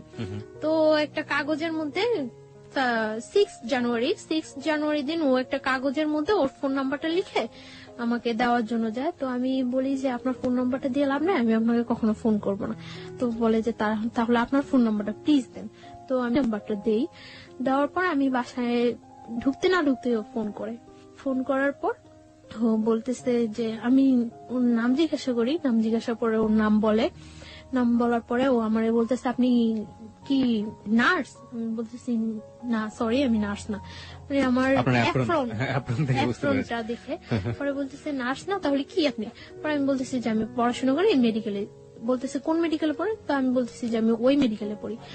তো আমি ওরা জিজ্ঞাসা করতেছি যে আপনি কি করেন? আমি বলতেছে যে আমি পড়াশোনা করি। আমি কোথায় পড়ি? বুয়েটে পড়ি। ওকে। তো আমি মনে করলাম বুয়েটে পড়ে কথা বলি। ওর কথাগুলো খুব মানে ইনোসেন্ট লাগতো। মনে হয়তো যে খুব মারপ্যাচ নেই, খুব ইজি কথা বলে। তো আমি কথা বলছি। 1st দিন কথা বলার পরে ও 2nd দিন আমাকে অফার করলো আপনি আমার সাথে একটা বিয়েতে যাবেন। তো আমি বললাম যে আচ্ছা যাবো। এখন এরকম শীতকাল, জানুয়ারি তো শীতকাল। তো বলতেছে যে আচ্ছা ঠিক আছে, আমি যাওয়ার সময় আপনাকে ফোন দিলে আপনি বের হইন। তো আমি মনে করছি যে মনে এমনিতেই ফান করতেছে। তো কিছুক্ষণ পর আবার ফোন দিয়ে বলতেছে না আপনাকে তো নিয়ে যাওয়া যাবে না, নিয়ে গেলে অনেক ছেলেরা ওইখানে থাকবো, জিজ্ঞাসা করবো এটা কে, তখন আমি কি বলবো? তখন আমি হাসি যে নিজেই বললো আবার নিজেই এই কথা বলতেছে। আপনি ইয়েস বলেছিলেন কোন সাহসে? কারণ আপনি তো এমন একটা বাসায় থাকেন যেখান থেকে না আমি যাব না সেটা আমি শিওর ছিলাম যে আমি ফান করে আমি বুঝছিলাম, কারণ ওর কথাগুলো বললাম না খুব ইনোসেন্ট, সাহসের খুব অভাব ছিল ওর মধ্যে, সাহসের খুব অভাব। তো ও তখন আমি হাসার পরে আমি বলতেছি আচ্ছা ঠিক আছে আপনি যান, আমি এমনিতেও যাব না, এমনিতেও আপনার সাথে আমার ফার্স্ট পরিচয়, আর তাছাড়া আমি কোথাও যাই না, আমি এমনিতেও যাব না, আপনি যান এনজয় করেন। পরে ও বিয়েতে গেল, বিয়ে থেকে আসলো, আসে আবার রাত্রে আমাকে ফোন করলো। ফোন করার পর আমি ওর সাথে 1 মিনিট 2 মিনিট কথা বলি। তো এইভাবে 3-4 দিন কথা বলার পর জাস্ট রাত্রে যখন 12টা 12:15 1টা বাজে, তখন ও আমার সাথে কথা বলে 2 মিনিট 1 মিনিট 3 মিনিট এরকম কথা বলে এবং খুব একটা অস্থির একটা ভাব প্রকাশ করে। মানে আমার মনের মধ্যে খুব কনফিউশন হয়, এরকম অস্থির কেন? তো এবং কি যেন বলে মোমবাতি মোম। তো আমি করি যে ও কি কোনো নেশা টেশা করে রাত্রে?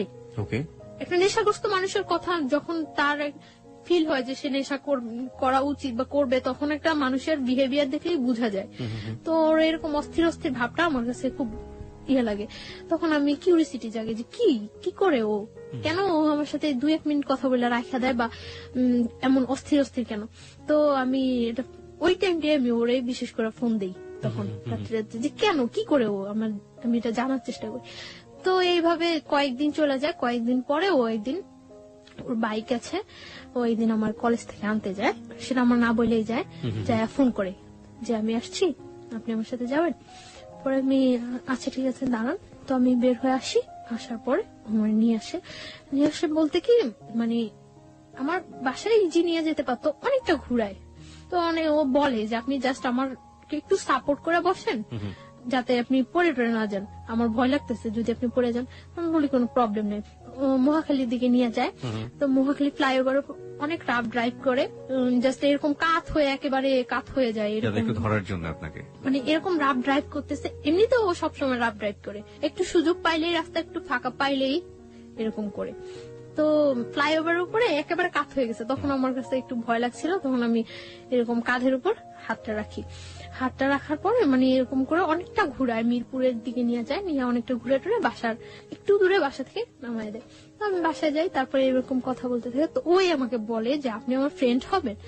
আমি বলছি আচ্ছা ঠিক আছে ফ্রেন্ড হবো। তখন কিন্তু আমি জানি না যে ও পড়াশোনা করে না বা কিছু। তখন আমি বলি যে আপনার ক্যাম্পাসটা তো কাছেই, আপনি কেন কলেজে যান না? তো বলে এই সমস্যা ওই সমস্যা, মারামারি করছে, এটা হয়েছে ওইটা হয়েছে, কিন্তু ও বলে না যে ও পড়াশোনা করে না বা করেই নেই, ওইটাও বলে না।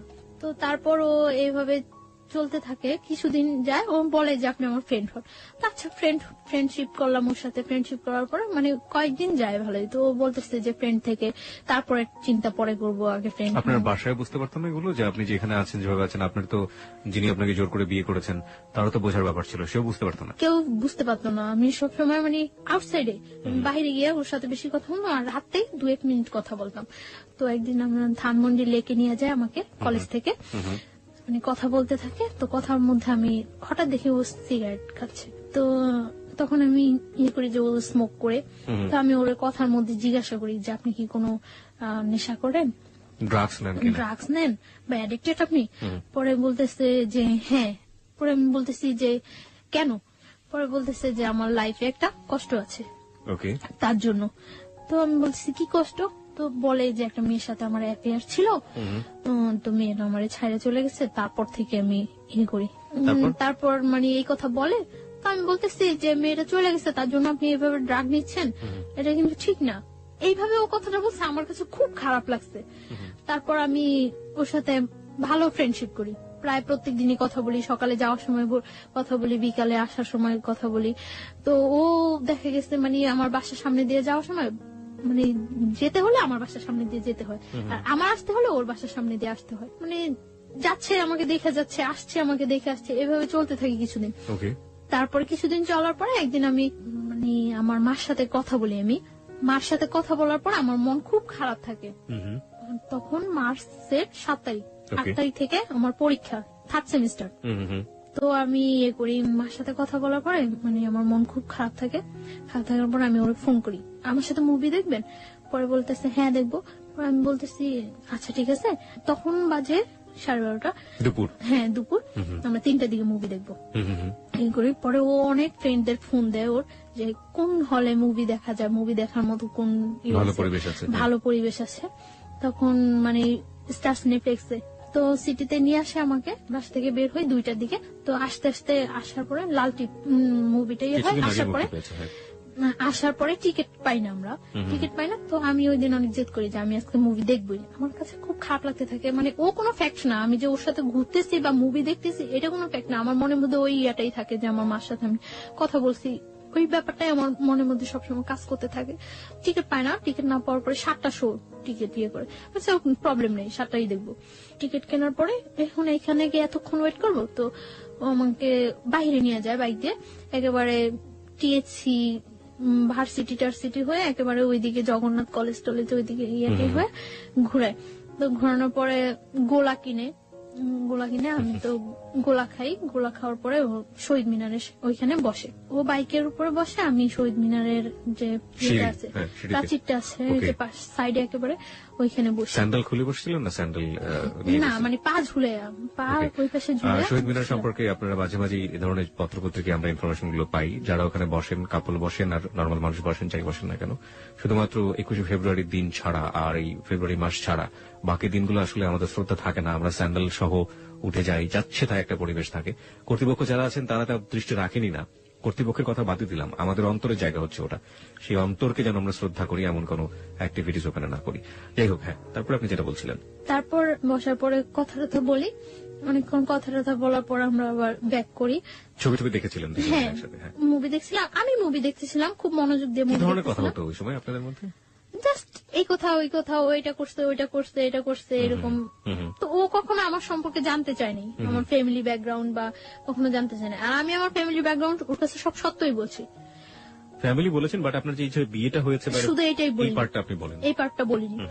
তো আমি এখানে কোথায় থাকি সেটা ও কখনো আমার কাছে জানতে চায় না। আমরা মুভি দেখি, আমি মুভিটা খুব মনোযোগ দিয়ে দেখি এবং ভালো লাগে আমার কাছে মুভিটা। আর ও মুভি দেখে না, ও এখানে বসে আমাকে দেখে। তা আমি বের হয়ে ওরে বলতেছি যে মুভি কেমন লাগলো, বলতেছে আমি কি মুভি দেখছি নাকি? আমি তো কি দেখছেন? আমি তখন দেখছি যে আপনি কিভাবে মুভি দেখেন। ওকে ওকে, তারপর মানে বাসায় চলে যাই। বাসায় চলে যাওয়ার পর মানে আমরা বাইরে খাইটা বাসায় চলে যাই। চলে যাওয়ার পর ও রাত্রে আমাকে 1টার দিকে ফোন দেয়, আমি পড়তে থাকি, তখন ফোন দেয়। ফোন দিয়ে ও আমাকে মানে একসাথে মনে হয় যে আমরা শীট টিট দেখে মুখস্থ করে পড়া বলি না টিচারদের কাছে, একসাথে ওরকম মনে হয় যেন কোনো শীট টিট মুখস্থ করে একসাথে ও আমাকে বলে যে আমি তোমাকে পছন্দ করি, এরকম এরকম এরকম সব একসাথে এক চান্সে মুখস্থ বলে দেয়। এক চান্সে মুখস্থ। তো আমি আশ্চর্য হয়ে যাই যে এটা ছোটবেলা আমরা আর পিছনের বাড়ি থেকে মা চিল্লাতো, এই পড়িস না কেন, ওরকম ছোটবেলার কথা মনে পড়ে গেল আপনার কথা। হ্যাঁ, একসাথে বলতো। আমি কি আশ্চর্য, এটা কি কোনো বলার ওয়ে? তো আমি চুপ করে থাকি। পরে বলতেছে তুমি আমার পরে জানাও। তুমি বলছো তখন? হ্যাঁ, তুমি আমার পরে জানাও। তো আমি কিছু বলি না, চুপ করে থাকি, কাটা দেই ফোন। তারপরেও আমাকে যখন ফোন দেয়, ফোন দিয়ে বলে যে আমি আপনি করে বলি। তুমি বলতেছে যে আপনি করে বলো কেন, তুমি করে বলো, পসিবল না। বলতেছে যে তুমি করে বলো, তুমি করে। এভাবে কয়েকদিন যাওয়ার পর আমি ওকে তুমি করে বলা স্টার্ট করি। ও দেখা গেছে তুমি আপনি মিশ্রণ হয়ে যায়, মিশ্রিত ভাষায় কথা বলতেছে। তো ও হাসতো মিশ্রিত ভাষায়। এইভাবে কয়েকদিন যায়, যাওয়ার পরে মানে ওর সাথে এক পর্যায়ে কি রিলেশন হয়ে যায়, অ্যাফেয়ার হয়ে যায় আমার সাথে। এবং ওর কথাগুলি আমার খুব ভাল লাগে, যখন কথা বলে আমার খুব ভালো লাগে। আমি অবাক হয়ে তাকিয়ে থাকি যে ও কথা বলে, কিন্তু খুব স্বাভাবিক ভাষায়, সাবলীল শুদ্ধ ভাষায় কথা বলে তা কিন্তু না, নর্মাল কথা বলতেছে, কিন্তু আমার কাছে খুব ইনোসেন্ট লাগে। ওকে, তার জন্য আমি ওর কথায় খুব ইয়ে হয়ে যায়। কিন্তু ও যে মানে ফলস বলতেছে, মিথ্যা বলতেছে, আমি ফিল করি। এটা আমি অনেক কিছু আমি ফিল করতে পারি, মিথ্যা বলছে আপনি ফিল করতে পারছেন, ফিল করতে পারি। কিন্তু আমার কাছে তারপরেও ভালো লাগে কথাগুলো, কারণ ওই সময়টা আমার কেউ ছিল না, আমার পাশে একটা লোক যে আমি তার সাথে ইয়ে করবো, এনজয় বলতে আমার লাইফটাই খুব ইয়ে ছিল। যতক্ষণ ওর সাথে থাকতাম বা কথা বলতাম আমার কাছে খুব ভালো লাগতো। সমুদ্রের মধ্যে মানুষ যখন পড়ে এবং সে যদি সাঁতার না জানে, হাতের কাছে যাই পাবে সেটা কি সে অবলম্বন করবে, সেটা খড়কুটোই হোক আর যাই হোক। গল্পটা শোনার পর আসলে তাই মনে হচ্ছে। শুনুন তারপর। তো এইভাবে কয়েকদিন যায়, অ্যাফেয়ার ওর সাথে আমার ভালো একটা রিলেশন হয়ে যায়। ও আমাকে মানে শিফট করে নিয়ে যায়, দিয়ে যায়। ওর সাথে যে কোনো ব্যাপারে আমি ওর সাথে শেয়ার করি, যে কোনো। কিন্তু শুধু একটা ব্যাপারই আমি বলি না, যে আমার আগে একটা বিয়ে হয়েছিল, আমি অনেক ট্রাই করি বলার জন্য যে আমার এটা বলা উচিত, কিন্তু আমার বলতে গেলেই ভয় হয় যে এটা বললে সম্ভবত ও আমার সাথে রিলেশন রাখবে না। কিন্তু ওর কথার মধ্যে অনেক সময় প্রকাশ পাইতো যে ও বলতো যে তোমার যদি 20টাও বিয়ে হয় তাতেও কোনো প্রবলেম নেই, তারপর আমি তোমাকে বিয়ে করবো। আচ্ছা, তার মানে আপনি বলে দিয়েছেন যে আপনি তাকে লাভ করেন? হ্যাঁ, দুজনের মধ্যে ওয়ার্ড দিয়ে হয়ে গেছে। হ্যাঁ, ওকে। তো ওর সাথে আমার রিলেশনটা ভালো চলতে থাকে। তো আমি যেখানে থাকি ওইখানে কেউই জানে না যে আমি ওই ছেলেটার ওয়াইফ, কেউ জানতো না। মানে কি বাড়ির লোকজন ছাড়া আশেপাশে কেউ? বাড়ির লোকজনও জানতো না, কারণ আমরা একটা ফ্ল্যাট বাসায় থাকতাম, কেউ জানতো না যে আমি ওই ছেলেটার ওয়াইফ। ওর ফ্যামিলি ছাড়া আশেপাশে কেউ জানতো না, কারোর কাছে আমি তো বলতামই না, ওরও বলার প্রয়োজন হয় নাই, কারোর কাছে বলতো না। তো আর আমি তো সবসময় আমার মতোই চলতাম। ও ওই এলাকার অনেকেই জানে যে ওই ছেলেটার সাথে আমার সাথে রিলেশন হয়, রুমেলের সাথে আমার সাথে রিলেশন, এটা ওই এলাকার অনেকেই জানে। আপনার তথাকথিত হাজবেন্ড যদি বলি যে জোর করে যে করলো, ও জানতো না? সব জানলে তো ওরও জানার কথা। ও পরে জানতে পারে। ওকে, যাই আমরা সিরিয়ালে যাই। তারপর কিছুদিন যাওয়ার পরে মানে ওদের বাসার সবাই, আমি যে বাসা থাকি ওই বাসার সবাই বেড়াইতে যায়, আমি যাই না। কোথায় বেড়াতে যায়? গাজীপুর। মানে ওরা ফ্যামিলি মিলে একটা কোথাও বেড়াতে যায়, আপনি যান না? ওকে, আমি যাই না, আপনি থেকে যান। আমি থেকে যাই। এর মধ্যে ও আবার বাইক অ্যাক্সিডেন্ট করে। বাইক অ্যাক্সিডেন্ট করার পরে ওর একটা ফ্রেন্ডের বাসায় কাছেই, ওর ফ্রেন্ডেরা সবাই জানতো, সবাই আমাকে চিনতো, তো কাছে ওর ফ্রেন্ডের বাসা। ওর ফ্রেন্ডের বাসায় কেউ থাকে না, সবাই বাড়িতে গেছে সবাই, তো ওর ফ্রেন্ডের বাসা প্রত্যেকদিন যায় আমি ওরে দেখে আসতাম। তো এর মধ্যে 26 মার্চ যেদিন বিকালে আমি আমার একটা ফ্রেন্ডের বাসায় গেছি, তো ওর কাছে এটা খুব খারাপ লাগছে যে আমি অ্যাক্সিডেন্ট করছি আর ও মনে হয় ঘুরতেছে। তো আমার ফোন দিয়ে বলতেছে ভালোই তো ঘুরতেছো। আমি বলবো ঘুরতেছি, আমি জাস্ট কিছু শীট বই টই নিয়ে ওর বাসায় গেছিলাম, তো আমি চলে আসি। চলে আসার পর আমি বলতেছি যে কোথায়, এখন তো তোমার সাথে আর দেখা করবো না। আমি কেন, আমি এখন এত কষ্ট করে চলে আসছি এখন দেখা করবো না মানে? পরে বলতেছে আচ্ছা ঠিক আছে তুমি বাসায় যাও, আমি তোমার ফোন দিচ্ছি। তো আমি বাসায় গেছি, তারপর ফোন দিচ্ছি সন্ধ্যার পর। তো সন্ধ্যার পর ওর ওই ফ্রেন্ডের বাসায় গেছি, যাই কিছুক্ষণ গল্প টল্প করার পর আবার আমি বাসায় চলে আসছি।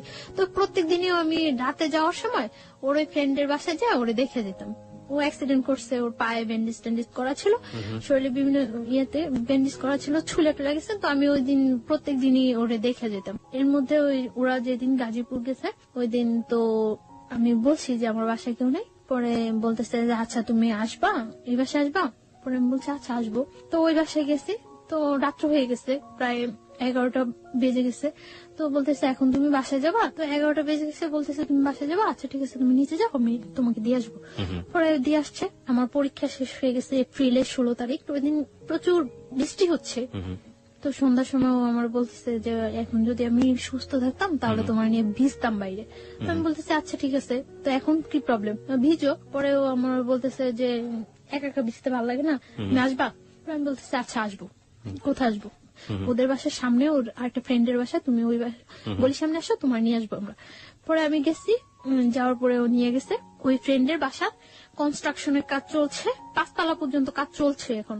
তো 5 তলা ছাদে নিয়ে গেছে। ছাদে নেওয়ার পর অনেক বৃষ্টি হয়েছে, তো আমরা ভিজছি, অনেকক্ষণ ভিজছি। ভিজার পর খুব ভালো লাগছিল, অনেকদিন পর মনে হয় একেবারে একটা রিল্যাক্স, খুব খুব এনজয় করছি আমি। ভিজার পর ঠান্ডা লাগতেছিল। 5 তলাটা যে হচ্ছে ওই রুম গুলোর ভিতরে ঢুকে গেছি। তো ভিতরে ঢুকে গেছি মতন ওর আমার নিচ থেকে একটা তাওয়াল আনানোর ব্যবস্থা করছে, যে ভিজে গেছে ঠান্ডা লাগতেছে। তো একটা তাওয়াল আনছিল মতন মুছে টুছে ওইখানে দাঁড়াইছিলাম। এর মধ্যে কারেন্টটা চলে যায়। কারেন্টটা চলে যাওয়ার পর ওর ফ্রেন্ডরা ওই পাশে থাকে, সামনে থাকে, দেখতেছে যে কেউ আসছে কিনা। আর আমরা এই পাশে দাঁড়ায় কথা বলতেছি। তো আমি কারেন্টটা চলে যাওয়ার পর আমার ভয় লাগে যে আল্লাহ আমি এইখানে আসলাম, এতগুলা ছেলে না কি চিনি না জানি না, হয়তো কয়েকদিনের মাত্র পরিচয়, কয়েকদিনের রিলেশন, এর চেয়ে কত ডিপ রিলেশন থাকলেও মানুষের জীবনে কত অঘটন ঘটে যায়। কেন আসলাম আমি এখানে? আমি যতটুকু না ভয় পাচ্ছি তার চেয়ে বেশি ভয়ও পাচ্ছে। ও আমাকে প্রচুর ভয় পেতো, এটা আমার কাছে সবচেয়ে ভালো লাগতো। খুব ভয় পেতো আমার। ওকে, মেয়েরাকে আসলে এটা লাইক করে কিনা? মানে ছেলেরা তাদের দেখে ভয় পাবে, ইনফ্যাক্ট কাছের মানুষ তাদের দেখে ভয় পাবে, হয়তো লাইক করে না, আমি পরে ওকে জিজ্ঞাসা করছিলাম যে তুমি আমার ভয় পেতা কেন? আমি তোমার ভয় পেতাম না, জাস্ট সম্মান করতাম যে আমি যদি তোমার সাথে ভুলেও কোনো ফল্ট করে থাকি তাহলে যদি তুমি চলে যাও এর জন্য আমি তোমার ভয় পেয়ে থাকতাম। তারপরে কি হলো ওই সময়টা? ওটা বলেন, ওটা নিয়ে লোকজন খুব বেশি আগ্রহ পোষণ করছে যে ওই সময় কি হচ্ছে, সো রোমান্টিক সিচুয়েশন। তো মানে তাওয়াল নিয়ে আসে, তো তাওয়াল নিয়ে আসে মুছার পর আমি ওখানে দাঁড়ায়, আমি ফোনে গান ছাড়ি। ফোনে কোন গানটা ছাড়েন? এমনি গান, মানে অডিও ছেড়ে দেয়, অডিও ছাড়ার পরে গান চলে। তো আমি দাঁড়ায় আছি, দাঁড়ায় কাঁপতেছি। ও আমার পাশেই এসে বসে, একটা বেঞ্চ থাকে, বেঞ্চের উপরে বসে ওর ফোনটা টিপতেছে। মানে আমিও না মনে হয় যে ওকে জীবনে দেখে নেই চিনি না, ও আমার মনে হয় জীবনে দেখে নেই চিনি না, এরকম একটা সিচুয়েশন। দুজনই লজ্জা পাচ্ছেন প্রচন্ড। আমি ভয় পাচ্ছি, আমি তো চেহারার দিকে তাকাইতে গেছি না যে ও কি পাইতেছে, ভয় পাইতেছে না হাসতেছে না কাঁপতেছে, আমি এটা দেখতেই গেছি না। আমি ভয় পাইতেছি আর খুব প্রকাশ করতেছি যে ওর দিকে আমার কোনো মনে নেই। আমি ফোনে গান ছাইরা ফোন টিপি করতেছি আর বলতেছি আল্লাহ কতক্ষণ বৃষ্টিটা থামবো, আমি বাসায় যাবো, কতক্ষণ থামবো। আর বলতেছে একটা ছাতা আনো না, আমি বাসায় যাই, একটা ছাতা আনো না। ওরা বলতেছে এখন আমি ছাতা আনতে কই যাবো, আর এত বৃষ্টির মধ্যে তুমি বের হইলেও সমস্যা কেউ দেখলে, তার চেয়ে বরং বৃষ্টিটা কমুক তারপরে যাও। তো সন্ধ্যার পর আর কি বিজলি চমকাইতেছে, বাইরে অনেক বিদ্যুৎ চমকাইতেছে, ভয় লাগতেছে। কিছুক্ষণ দাঁড়ানোর পর বৃষ্টিটা আস্তে কমে গেছে। বৃষ্টিটা কমে যাওয়ার পর আমি বলতেছি যে আমি চলে যেতেছি। মানে আমি যখন যাচ্ছি তখন আমার হাতে টাচ করছে, এই ফার্স্ট হাতে টাচ করছে। মানে আমার হাতটা ধরে টান দিয়ে বলতেছে আমি জাস্ট তোমার কাছ থেকে ঠিক এতটুকুই চাই, এর বেশি কিছু চাই না। তারপর আমি চলে আসছি বাসায়। চলে আসা 2-3 দিন পরে আরেকদিন সন্ধ্যার পর বের হয়েছি, আমাকে একটা বাসায় নিয়ে গেছে, তাও আরেকটা বাসার ছাদে নিয়ে গেছে। ফ্রেন্ডদের অনেক ফ্রেন্ড ছিল, সাঙ্গভঙ্গ ছিল, সবাই ওকে খুব ভয় পেত, শুধু আমি ছাড়া। সবাই অনেক ভয় পেত, ও বলতো যে তুমি ছাড়া সবাই আমার অনেক ভয় পায়। তো একটু সন্ত্রাসী টাইপের ছিল। তো একটা ফ্রেন্ডের বাসায় নিয়ে গেছে, ছাদে নিয়ে গেছে। তো ওই দিনও ছাদে বসে অনেকক্ষণ কথা বলছি। ওই দিন ওয়েদার খুব ভালো, কথা বলছে অনেকক্ষণ। কথা বলার পরে আমি বাসায় চলে আসতেছি। তো আমার বাসার আসার একটু আগে মানে গলির মধ্যে আসার পরে ফার্স্ট আমি চলে আসতেছি, তখন আমার হাত ধরে বলতেছে যাও গিয়া। আমি বলছি হ্যাঁ যাই গিয়া। তো তারপর ও মানে আমার হাতটা ধরে টাই না কাছে নিয়ে ফার্স্ট ও আমার কিস করলো, এই ফার্স্ট। এর মধ্যে ওর সাথে আমার কোনো মানে টাচ বা এই ধরনের কোনো কিছু হয়নি। হ্যাঁ, ফার্স্ট কিস করলো, আমিও খুব অবাক হয়ে গেছি কি করলো কাজটা, মানে খারাপই লাগছিল। আমি বাসায় আসার পর ওর সাথে আর কথা বলতেছি না, 2 দিন যাবো তোর সাথে কথা বললে। তো পরে সরি বললো, সরি বলার পর আবার আমরা কথা বলতেছি। ও এর মধ্যে কার কাছে যেন শুনছিল যে আমার আগে একটা বিয়ে হয়েছে। তো আমার এই কথা জিজ্ঞাসা করানোর পরে আমি বলছি না হয়নি। প্রথমে আপনি অস্বীকার করেছেন? হ্যাঁ, না হয়নি, এরকম কিছু হয়নি। আর আমি ওই বিয়েটা তো মানিই না, আমি কি বলবো যে হ্যাঁ হয়েছে, মানিই না এক কথায়। আমি চাইছিলাম যে ওর কাছে সবকিছু ক্লিয়ারলি বলার জন্য, বাট আমি ওরকম কোনো পাইতেছি না যে বললে ও থাকবো না থাকবো। এটা মানে ওকে নিয়ে আপনার মনের মধ্যে একটা ইয়েও হয়ে গেছে যে ও চলে গেলে আপনার জন্য সাস্টেইন করাটা খুব কঠিন হয়ে যাবে। আর একই সাথে আপনি খুব তোলাচলের মধ্যেও আছেন যে বলবেন কি বলবেন না। তারপর ও আমার বলছে আচ্ছা ঠিক আছে তাহলে তুমি আমার সাথে বাইরে যাবা। আচ্ছা যাবো। মানে তখন ও যেটা বলে আমি ওইটাই রাজি, বলছে আচ্ছা ঠিক আছে যাবো। তো কোথায়? আচ্ছা কক্সবাজার। আমি বলছি আচ্ছা ঠিক আছে যাবো, আগে বিয়ে করতে হবে। আপনি বললেন ওকে যে আগে বিয়ে করতে হবে? হ্যাঁ, বিয়ে না করলে আমি তোমার সাথে কক্সবাজার যাবো কেন? আশ্চর্য, তুমি কে? আর তোমার সাথে আমার যতটাই রিলেশন হোক এত দূরে যাওয়া তোমার সাথে কখনো পসিবল না।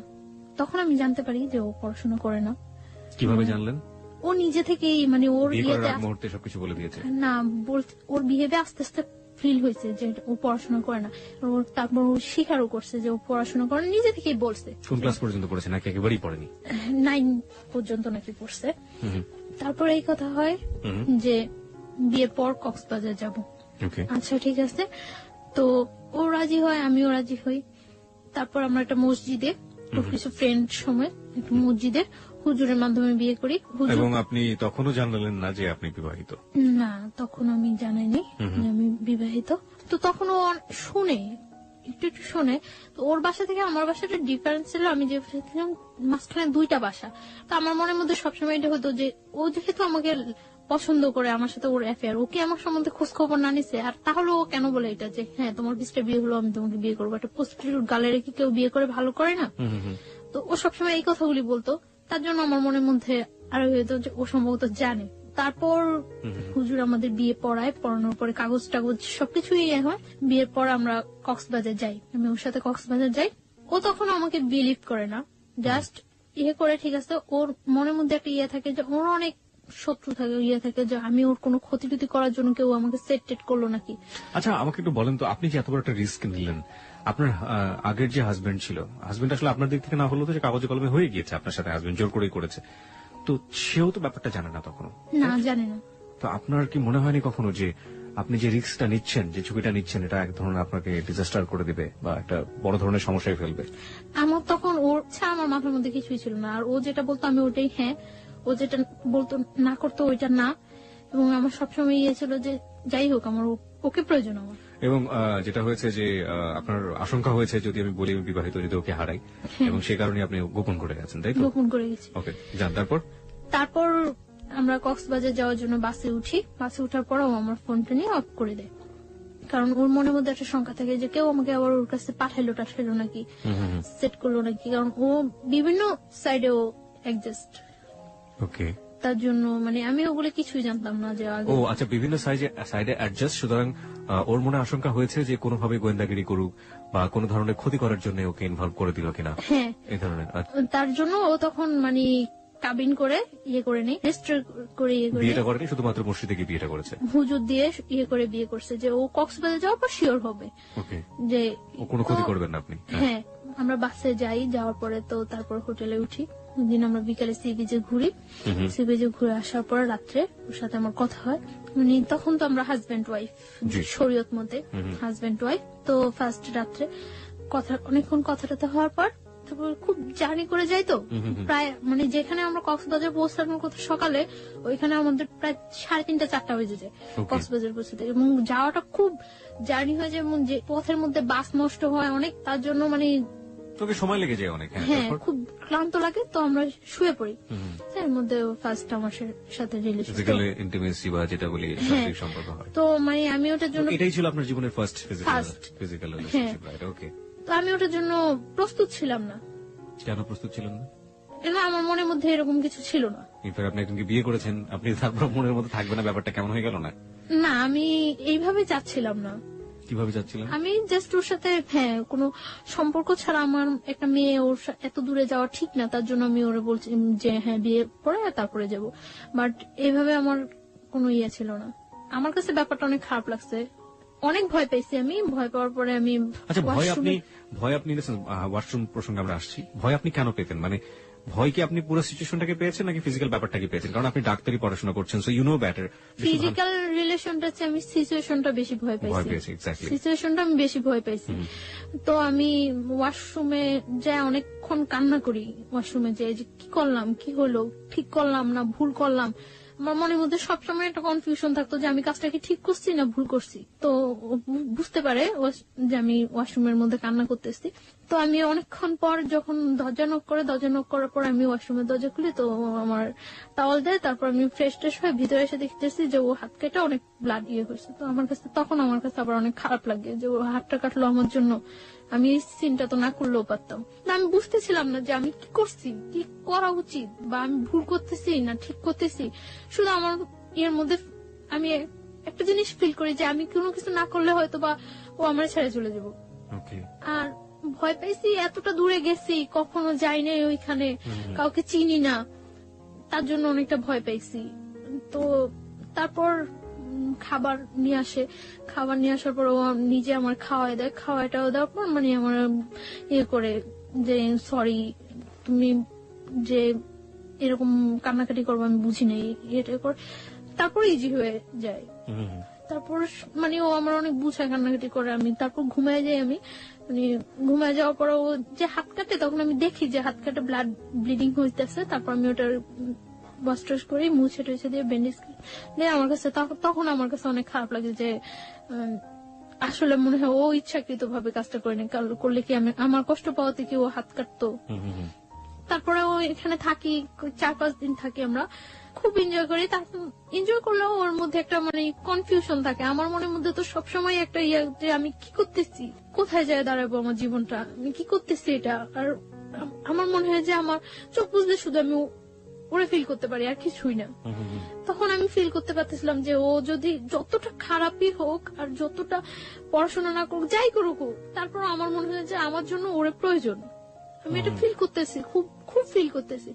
হ্যাঁ আমি দেখি যে ও খুব কান্নাকাটি করতেছে। তো আমি ওরে জিজ্ঞাসা করি যে কেন কান্নাকাটি করতেছো। তখন ও আমার বলতেছে যে আমি তোমার অনেক লাভ করি, অনেক ভালোবাসি, কিন্তু বাট যদি আমি তোমার না পাই এজন্য অনেক কান্নাকাটি করে ও, যে আমি তো আমার ফ্যামিলির কিছুই জানিনি যে এরকম ইয়ে করতেছি। এর মধ্যে আমরা হিমছড়ি, মহেশখালী অনেক জায়গায় ঘুরি, খুব এনজয় করি।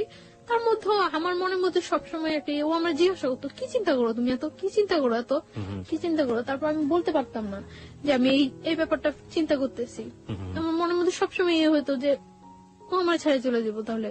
তো তারপর আমরা ঢাকা চলে আসি। আসার সময় সারা বাসের মধ্যে আমি মানে খুব আমার পেইন ফিল হইতেছিল, পেটে অ্যাবডোমেনাল পেইন হচ্ছিল, আমার পেট ব্যথা করতেছিল প্রচুর। কেন যেন আমার খুব খারাপ লাগতেছিল এবং আমার মনে হইতেছিল যে আমি জীবন থেকে মনে হয় অনেক কিছু হারাই ফেলতেছি।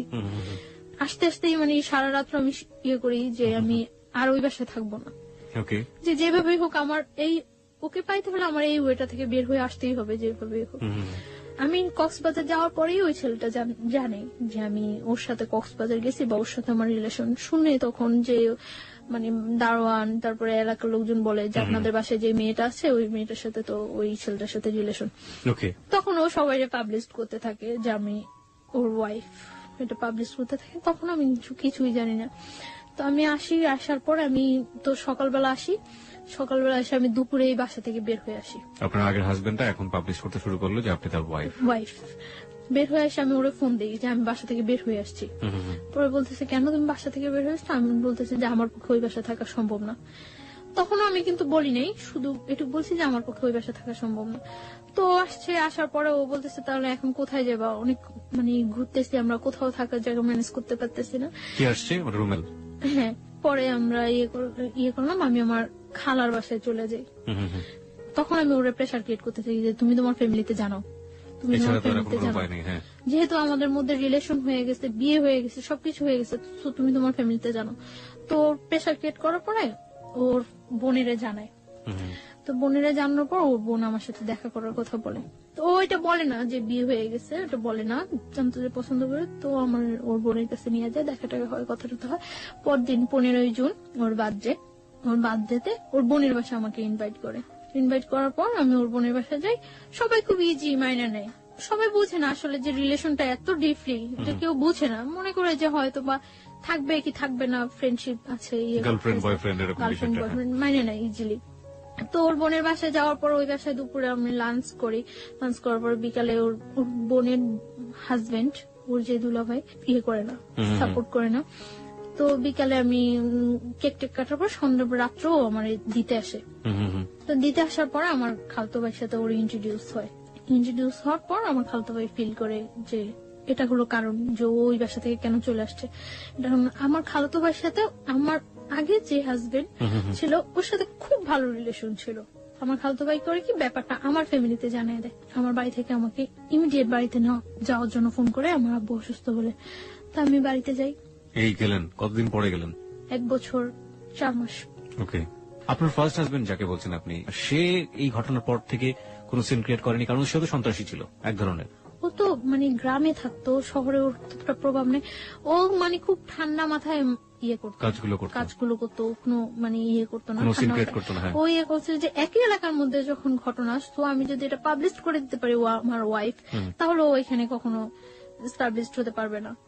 কক্সবাজার যাওয়ার কিছুদিন আগে হঠাৎ করে ও যখন মানে আস্তে আস্তে শুনতে থাকে, তখন ও ওই ফ্ল্যাটটা ছেড়ে ওর মাকে বাড়িতে পাঠিয়ে দিয়ে একটা টিন শেড বাসা নেয় ওইখানেই, আপনারা যেখানে থাকতেন ওখানে টিন শেড বাসা নেয়। তো ওই বাসা আমার ওর সাথে উঠতে এখন বাধ্য।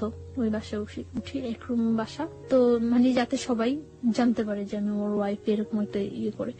ওই বাসা আমার মনে হয় 7-8 দিন থাকা হয়। তারপর তো আমি কক্সবাজারে চলে যাই। কক্সবাজার যাই আমি 6 তারিখ, আসি আমরা 12 তারিখ। তো আপনি যেটা বলছিলেন যে আপনার বাবার বাসায় গেলেন 1 বছর 4 মাস পর, সেখানকার থেকে আমরা শুরু করেন। না, আমার বাড়ি থেকে করে যে আমার আব্বু অসুস্থ, বাড়ি যাওয়ার জন্য বলে যে আমার কাকা, আমার যারা আছে সবাই বাড়ি যাচ্ছে। তো আমি কয়েকজনের কাছে ফোন দিই, কেউই জানে না আমার আব্বু যে অসুস্থ। তারপর মানে হঠাৎ করে শুনে আমি আর করতে পারি না, আমি আচ্ছা ঠিক আছে আমি আসবো। তো কিছুক্ষণ পর আবার সবাই ফোন দিয়ে বলতেছে হ্যাঁ তোমার আব্বু অসুস্থ। আমার কাছে ব্যাপারটা খুব লাগে। তা আমি ওরা বলতেছি যে আমার এইভাবে বাসায় বাড়িতে নিয়ে যেতেছে, আমি ওর সাথে হোস্টেল খুঁজতেছি তখন।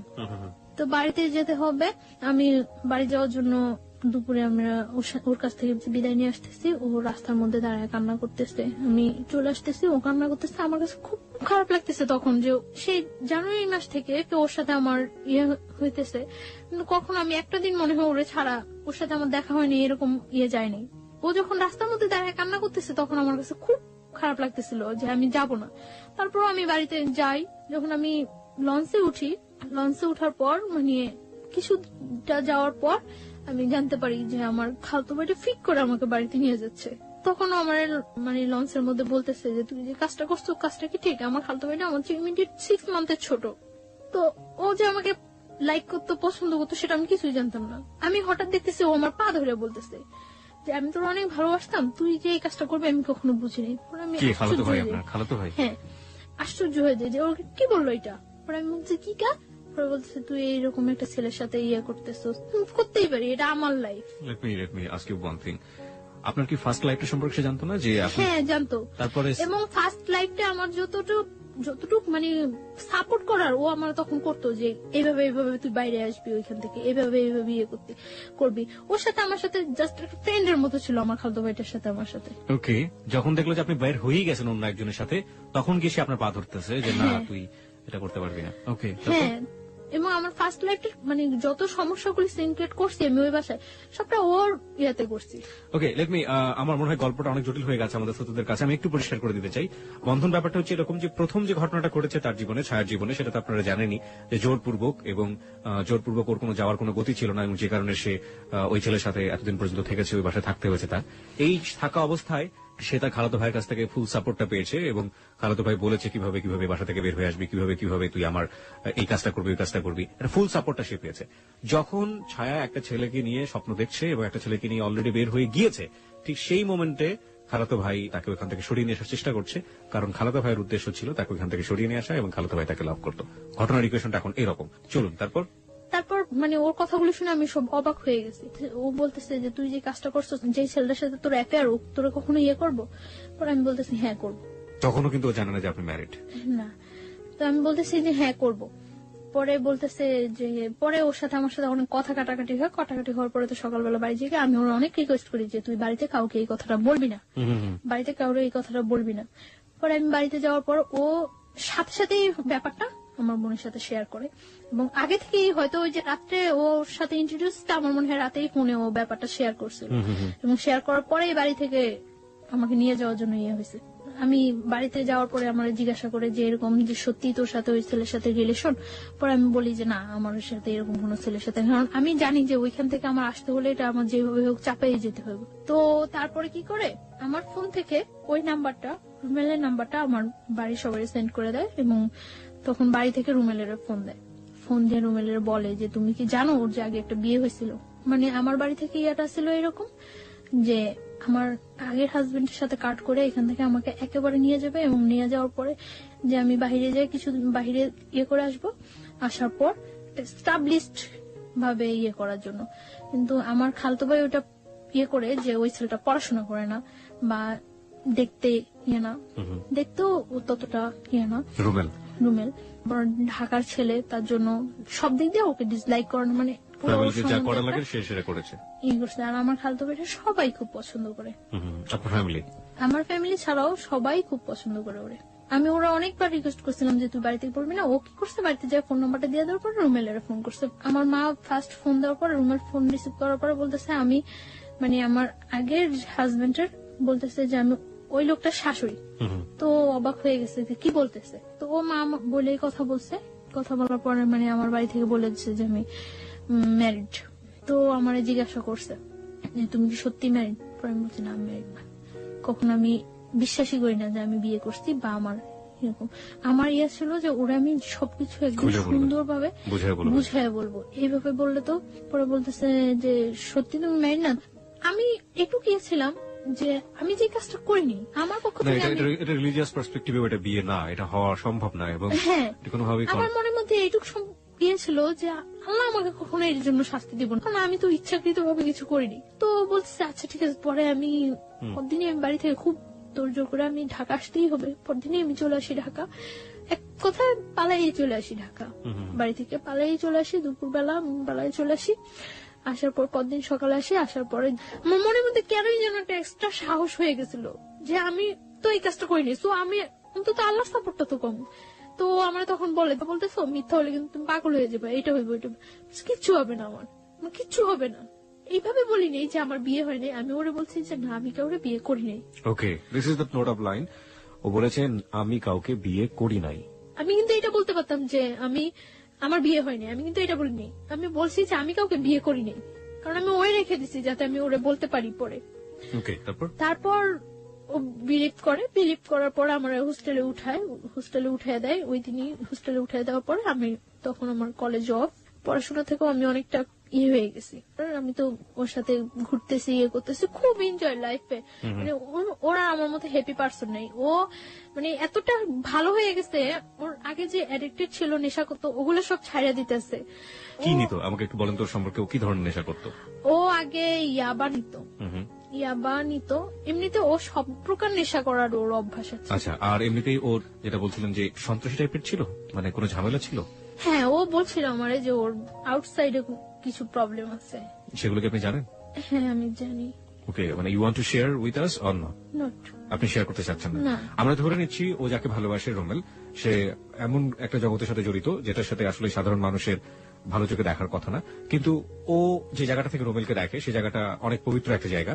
আমরা সেই জায়গাটা থেকে দেখতে চাই রোমেলকে, এবং ও চেষ্টা করে যাচ্ছে রোমেলকে ভালো করার জন্য, এবং রোমেলও সেই জায়গাটা থেকে ভালো হওয়ার জন্য নিজেকে পরিবর্তন করার চেষ্টা করছিল। আমরা এই পজিটিভ জিনিসটাকে হাইলাইট করতে চাই। চলুন তারপর। তো দেখা যেত আগে প্রচুর পরিমাণে স্মোক করতো। যখন আমার সাথে এরকম ডিপ রিলেশন যাচ্ছে, ও তখন দিনে 2-3টা সিগারেট খাচ্ছে, মানে তাও আমাকে বলে বলে খাচ্ছে। না, আমি চাচ্ছি যে ওর লাইফটা আমি এইভাবে করে দেব যাতে ও কখনো এটা করতে না পারে যে আমি আগে একটা বিয়ে হয়েছে তার জন্য ও আনহ্যাপি না। আমার সবসময় চিন্তা থাকতো যে আমি যদি কোনো একটু ভালো করি তার চেয়ে বেটার যাতে ও করতে পারে। আমি সবসময় এটা ফিল করতাম যে আমার ফ্যামিলিটা আমার কাছে ফ্যামিলি না, ওর ফ্যামিলিটাই যেন আমার কাছে ফ্যামিলি। আপনাকে তখন খরচটা দিত কে? আমার কাছে আমি বাড়ি থেকে আসার সময় কিছু টাকা ছিল, তারপর ও বিয়ার করতো এখানে। আমি ও টাকাটা আপনি তো করতে? হ্যাঁ, ওর টাকাটা ওর অনেক রিচ ফ্যামিলি। কয় ভাই বোন ছিল ওরা? এক ভাই এক বোন। ও একা ছিল? একা ছিল। বাবা কি করতেন? বাবা মারা গেছে। সো ও কি বড় ছিল? ও ছোট। ছোট ছিল, বোনের বিয়ে হয়ে গেছে। বুঝতেই পারছেন তার জন্য টাকা ম্যানেজ করা কোনো ব্যাপার না। আচ্ছা, ঠিক আছে। তারপরে আপনি হোস্টেল থেকে পড়াশোনা করতেন? হ্যাঁ, পড়াশোনাটা তখন আমার অফ আছে, আমার কলেজ অফ। রেজাল্ট হয়ে গেছে। রেজাল্ট হওয়ার পর আমার রেজাল্ট খুব ভালো হয়েছে, আমি মেডিকেলের মধ্যে সেকেন্ড পজিশনে আসছি। এত কিছুর পরেও সেকেন্ড পজিশনে আসছি। আমরা বারবার একটু ইন্টারাপ্ট করছি কারণ আপনার ফার্স্ট যিনি জোর করে আপনাকে বিয়ে করলেন, ওনার অ্যাক্টিভিটি ওই সময় কি ছিল? উনি কি করছেন? উনি তখন ফোন দিচ্ছে, ফোন দিয়ে এটা ওটা বলছে, করছে, বাট কখনো আমার সামনে আসছে না। রোমেলকে ট্রাই করেছে? রোমেলকে ফোন দিয়ে কথা বলেছে? না, আমার ফোনে ফোন দিয়ে কথা বলছে। রুমেলের সাথেও আমার ফোনে ফোন দিয়ে কথা বলছে, বাট ও কখনো সামনে আসছে না। আমার ইচ্ছা ছিল যে ও যদি কখনো সামনে আসে তাহলে আমি সবটা সামনে ক্লিয়ার করে দেব। আমি তার জন্য বারবার রুমেলকে বলতাম, মানে তখন তো ও জানতো না। তখন ওই ছেলেটা মানে বলতো তখন আমি তো বলিনি, ওই ছেলেটা বলতো। তখন আমি বলতাম যে আচ্ছা, ওই ছেলেটা তুমি সামনে আসতে বলো। সামনে আসার পরে আমি বুঝছিলাম যে ওই ছেলেটা যদি সামনে আসে, সামনে আসার পরে আমি সব ক্লিয়ার। আপনারা খুব সুন্দর একটা সময় পার করছিলেন দুজনে মিলে। হ্যাঁ, ওখান থেকে শুরু করতে চাই। হ্যাঁ, খুব সুন্দর যাচ্ছিল। এর মধ্যে আমি রোজার ঈদে আমি বাড়ি যাই। বাড়ি যাওয়ার পর মানে আমার ফ্যামিলি থেকে একটা প্রেসার ক্রিয়েট হয়। তো একদিন ওর সাথে আমি ফোনে কথা বলতেছি, কথা বলার সময় মানে একটু ঝগড়া হচ্ছে। তো ঝগড়া হচ্ছে মনে আমি ওরা বলতেছি যে নিজের ওয়াইফের সম্মান দিতে পারো না, কথাগুলো বলতেছি। আমার আম্মু আরেক রুম থেকে শুনতেছে, আমি জানি না যে শুনতেছে। তো আমার আম্মু আমার জিজ্ঞাসা করলো যে কি ব্যাপারটা কি। পরে আমি চুপচাপ ছিলাম। তো চুপচাপ থাকার পর আম্মু আমাকে অনেকক্ষণ বকাবকি করলো। তো আমি পরে ওরে ফোন দিছে মনে আমি বলতেছি যে তোমার জন্য আমি আজকে এতগুলি বকা শুনলাম। পরে ও আমার মার ফোনে ফোন দিছে মনে আমার মা বলতেছে যে ব্যাপারটা কি আসলে তোমাদের। তো আমার মাকে বলতেছে যে আপনারা কেউ ওর সাথে খারাপ বিহেভ করবেন না। পরে বলতেছে তুমি এই কথা বলতেছো না? তো ও বলতেছে যে ও আমার ওয়াইফ, আপনারা ওর সাথে কেন খারাপ বিহেভ করবেন? তো আমার মা বলতেছে ও যে তোমার ওয়াইফ, এটা কাগজপত্র আছে তোমার কাছে? পরে বলতেছে হ্যাঁ আছে। তো আমার মা বলতেছে যে কত টাকা কাবিন করে তুমি আমার মেয়ের বিয়ে করছো? পরে ও বলতেছে 50 লাখ টাকা। সত্যি করে বলো, তোমার সাথে ওর বিয়ে হয়েছে? পরে বলতেছে হ্যাঁ, ওর আমার সাথে বিয়ে হয়েছে। আপনারা ওর ইচ্ছাগুলো আটকে রাখতে পারবেন না, আমি কিন্তু জোর করে হলো ওর কাগজপত্র দেখায় আইনের ব্যবস্থা নিয়ে ওরে নিয়ে আসবো। আমার জিজ্ঞাসা করছে মতো আমি বলতেছি হ্যাঁ হয়েছে। আস্তে আস্তে চুপচাপ হয়ে গেছে এবং চাইতেছে যে ওর সাথে ফেস টু ফেস দেখা করে কথা বলে করার জন্য। পরে রোজার ঈদের পরে আমি ঢাকা চলে আসছি। আমি আসার পরে আমরা সিলেট যাই ঘুরতে। ওর ফ্যামিলি থেকে জান না যে আমার নিয়ে সিলেট যায়, তখনও জান না যে কি হয়। তো আমি সিলেট থেকে আসার পরে এখন বলি যে তুমি তোমার বাসায় বলো যে আমার ফ্যামিলির সাথে কথা বলার জন্য। তো ওর বাসার কিছুতে এটা বলতে পারে না। আমি ওর বাসায়ও যাই, তখন ওর বাসায়ও যাতায়াত করি। ফ্যামিলির সবার সাথে আমার সাথে পরিচয় আছে। তো আমি একদিন ওর বাসায় যাই। বাসায় যাওয়ার পরে আমার সামনে ওর বোনের আমি সিরিয়াসলি বলি, বাট ও হাসতেছে। তো ওর বোন এটাও ততটা সিরিয়াসলি নেয় না। কিছুদিন পরে আমার আব্বু আম্মু ঢাকা আসে। আমার মার সাথে ফেস টু ফেস দেখা করার পরে আমার মা বলছে ওরা যে তুমি কি করতে চাও এখন? তো কি করে ও আমার বলে যে কাগজপত্র করে আমরা কাজী দিয়ে করি, রেজিস্ট্রেশন করি। আচ্ছা ঠিক আছে, ওকে। অগাস্টের 12 তারিখ আমরা বিয়ে করি। ও বলে যে 1 লাখ টাকা কাবিন করবো। আমি সেটাই রাজি হয়ে যাই, কারণ আমার মনের মধ্যে কোনো টাকাটা কোনো ফ্যাক্টই ছিল না। ও বলে যে 1 লাখ টাকা কাবিন করবো, আমি ওকে ডান 1 লাখ টাকা কাবিন। ওরা যেভাবে করছে, ওর ফ্রেন্ড নিয়ে গেছে, যেভাবে করছে ওইভাবে। তো বিয়ে করার পরে ও এখন আর আমার বাইরে রাখবো না, ওর বাসায় নিয়ে যাবে। তো আমি চাইছিলাম যে তখন কিছুদিন বাইরে থাকি এবং ওর সাথে আমি ব্যাপারটা শেয়ার করি, কিন্তু ও খুব তোড়জোড় করে বাসায় নিয়ে যাওয়ার জন্য। ওর দুলাভাই ওরে বলে যে বিয়ে যখন করছো তখন বউ বাইরে রাখবা কেন। ওর বোন এর আগে আমার ফোন দেয়, বাসায় যাওয়ার আগে ওর বোন আমার ফোন দেয়, ফোন দিয়ে বলে যে তুমি আইসো না বাসায়, তুমি আইসো না, ও কোনো কাজ করে না, তোমার কি খাওয়াইবো, তোমার খাওয়াইতে হইলে আমাকে ওই খাওয়াইতে হইব, তুমি এখন আইসো না। আমি তখন মনে মনে ফিল করতেছিলাম যে ও যদি কিছু নাও করতে পারে কখনো, আমি তো করতে পারবো। ও যদি কিছু নাও করে, আমি ওর মতো ওর ফ্যামিলিতে বিয়ার করা আমার পক্ষে কোনো ইয়ে হবে না, যেহেতু আমি ইয়েটা কন্টিনিউ করতেছি এবং আমার রেজাল্টটা এত ভালো, তো আমার এটা কোনো প্রবলেমই হবে না। তো ও নিতে আসে আমারে হোস্টেলের ওইখানে, তো আমি যাই ওর সাথে, বাসায় যাই। ওর বাসায় যাওয়ার পরে ওর মা কিছুতেই আমার সাথে ইয়ে করতেছে না। তারপর ওর বোন আসে, তো মোটামুটি ভাবে তো মাইনে নেয়। তখন ওর সাথে আমার থাকতে দেওয়া হয় না, আমি ওর মার কাছে থাকি, ওর রুমে থাকে। তো এটা ওর কাছে অনেক ইয়া লাগে যে আমি এই পাশে থাকি। ও বারে বারে আমার কাছে ডাকে, আমাকে রাতে 12টার দিকে ডাকে, তো আমি ওর রুমে যাই। ও ফুল সাউন্ডে গান ছাড়ে রুমের মধ্যে, ফুল সাউন্ডে গান ছাড়ার পর ও আমার সাথে কথা টথা বলে, তো অনেকক্ষণ ওই রুমে থাকি, মানে থাকি কি হাজবেন্ড ওয়াইফ রিলেশন। হ্যাঁ, তারপর আমি বলি যে মা কি মিন করবো, আমি চলে যাই। ও বলতেছে না তুমি এখানে ঘুমাও, প্রবলেম নাই। আমি বলছি না আমি চলে যাই। পরে আমি মানে মার রুমে চলে আসি, মার কাছে ঘুমাই। তো এভাবে 3 দিন চলে যায়। 3 দিন পরে ওই এলাকার লোকজন আস্তে আস্তে জানতে থাকে, মানে সবাই তখন যখন বউ দেখতে আসে সবাই আস্তে আস্তে এইভাবে, তো আস্তে আস্তে ওই এলাকার লোকজন জানতে পারে যে আমার সাথে ওর বিয়ে হয়েছে। তো এলাকার লোকজন বলে যে এই মেয়েটা আগে একটা বিয়ে হয়েছে, এরকম ইয়ে করে, মানে ওই বাসায় কেউ এটা খুব স্বাভাবিক ভাবে তো মানে মানেই না, খুব অস্বাভাবিক হয়ে যায় সবাই, অস্বাভাবিক হয়ে যায়। তারপর আমি ওরে বলি যে তুমি কি চাও, তুমি আমার রাখতে চাও নাকি, রাখতে চাইলে চলো আমরা এখান থেকে অন্য কোথাও চলে যাই, সবকিছু সিচুয়েশন ঠিক হয়ে গেলে তারপর চলে আসবো। ওরা আমি এটা বলি, ও আমার ফুললি সাপোর্ট দেয়। আমি যে কোনো একটা কিছু করব বা সবাইকে আমি কিছু বলবো বা কোনো একটা, ও আমার সবসময় চাপায় রাখে এবং ওটা ফুললি সাপোর্ট দেয় যে না সবকিছু ঠিক হয়ে যাবে, সবকিছু ঠিক হয়ে যাবে। ওর উপরেই আমার 100% ভরসা থাকে। এভাবে ইয়া হইতেছে, আমার বাড়িতে ফোন করছে, ওর বোন দুলাভাই ফোন করছে। ফোন করার আগে আমার বাড়িতে অনেক হুমকি টুমকি দিয়ে থ্রেট করে যে আমি এখানে আসছি, আমার যে কোনো একটা প্রবলেম করবো আমার এসে নিয়ে যাওয়ার জন্য ইয়ে করে। তো আমার বাড়ি থেকে অনেক রিকোয়েস্ট করে যে ওর সাথে কিছু করে না, আমরা ওরে নিয়ে আসার ব্যবস্থা করতেছি, আমরা আসতেছি। তো আমার বাড়ি থেকে আমার ফ্যামিলি পার্সনরা আসে, আমার মা আসে।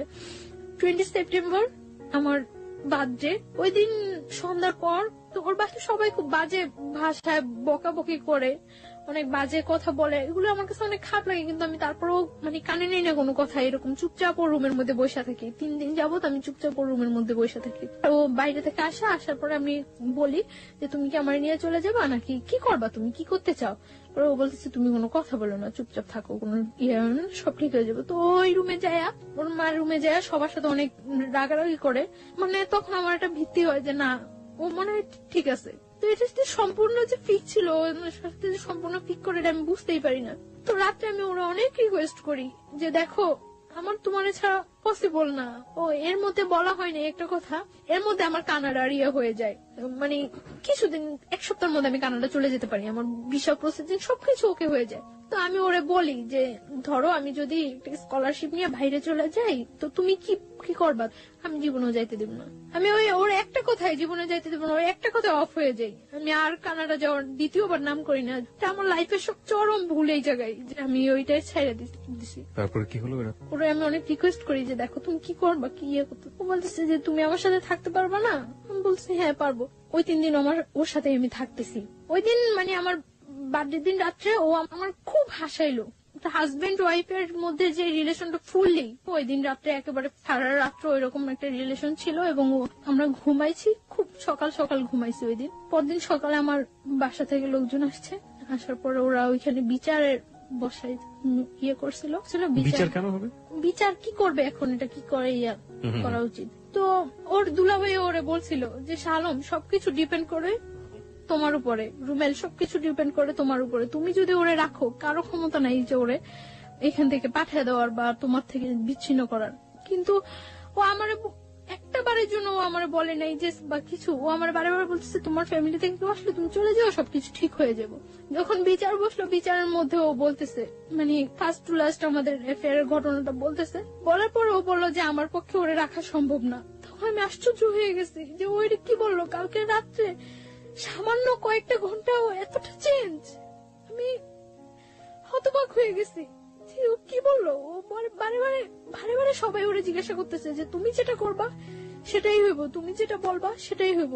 ও বারবার বলতেছিল এবং নিজে স্টা মারাইছে, নিজে মানে সবকিছু নিজে করাইছে, একেবারে ডিভোর্সের করছে।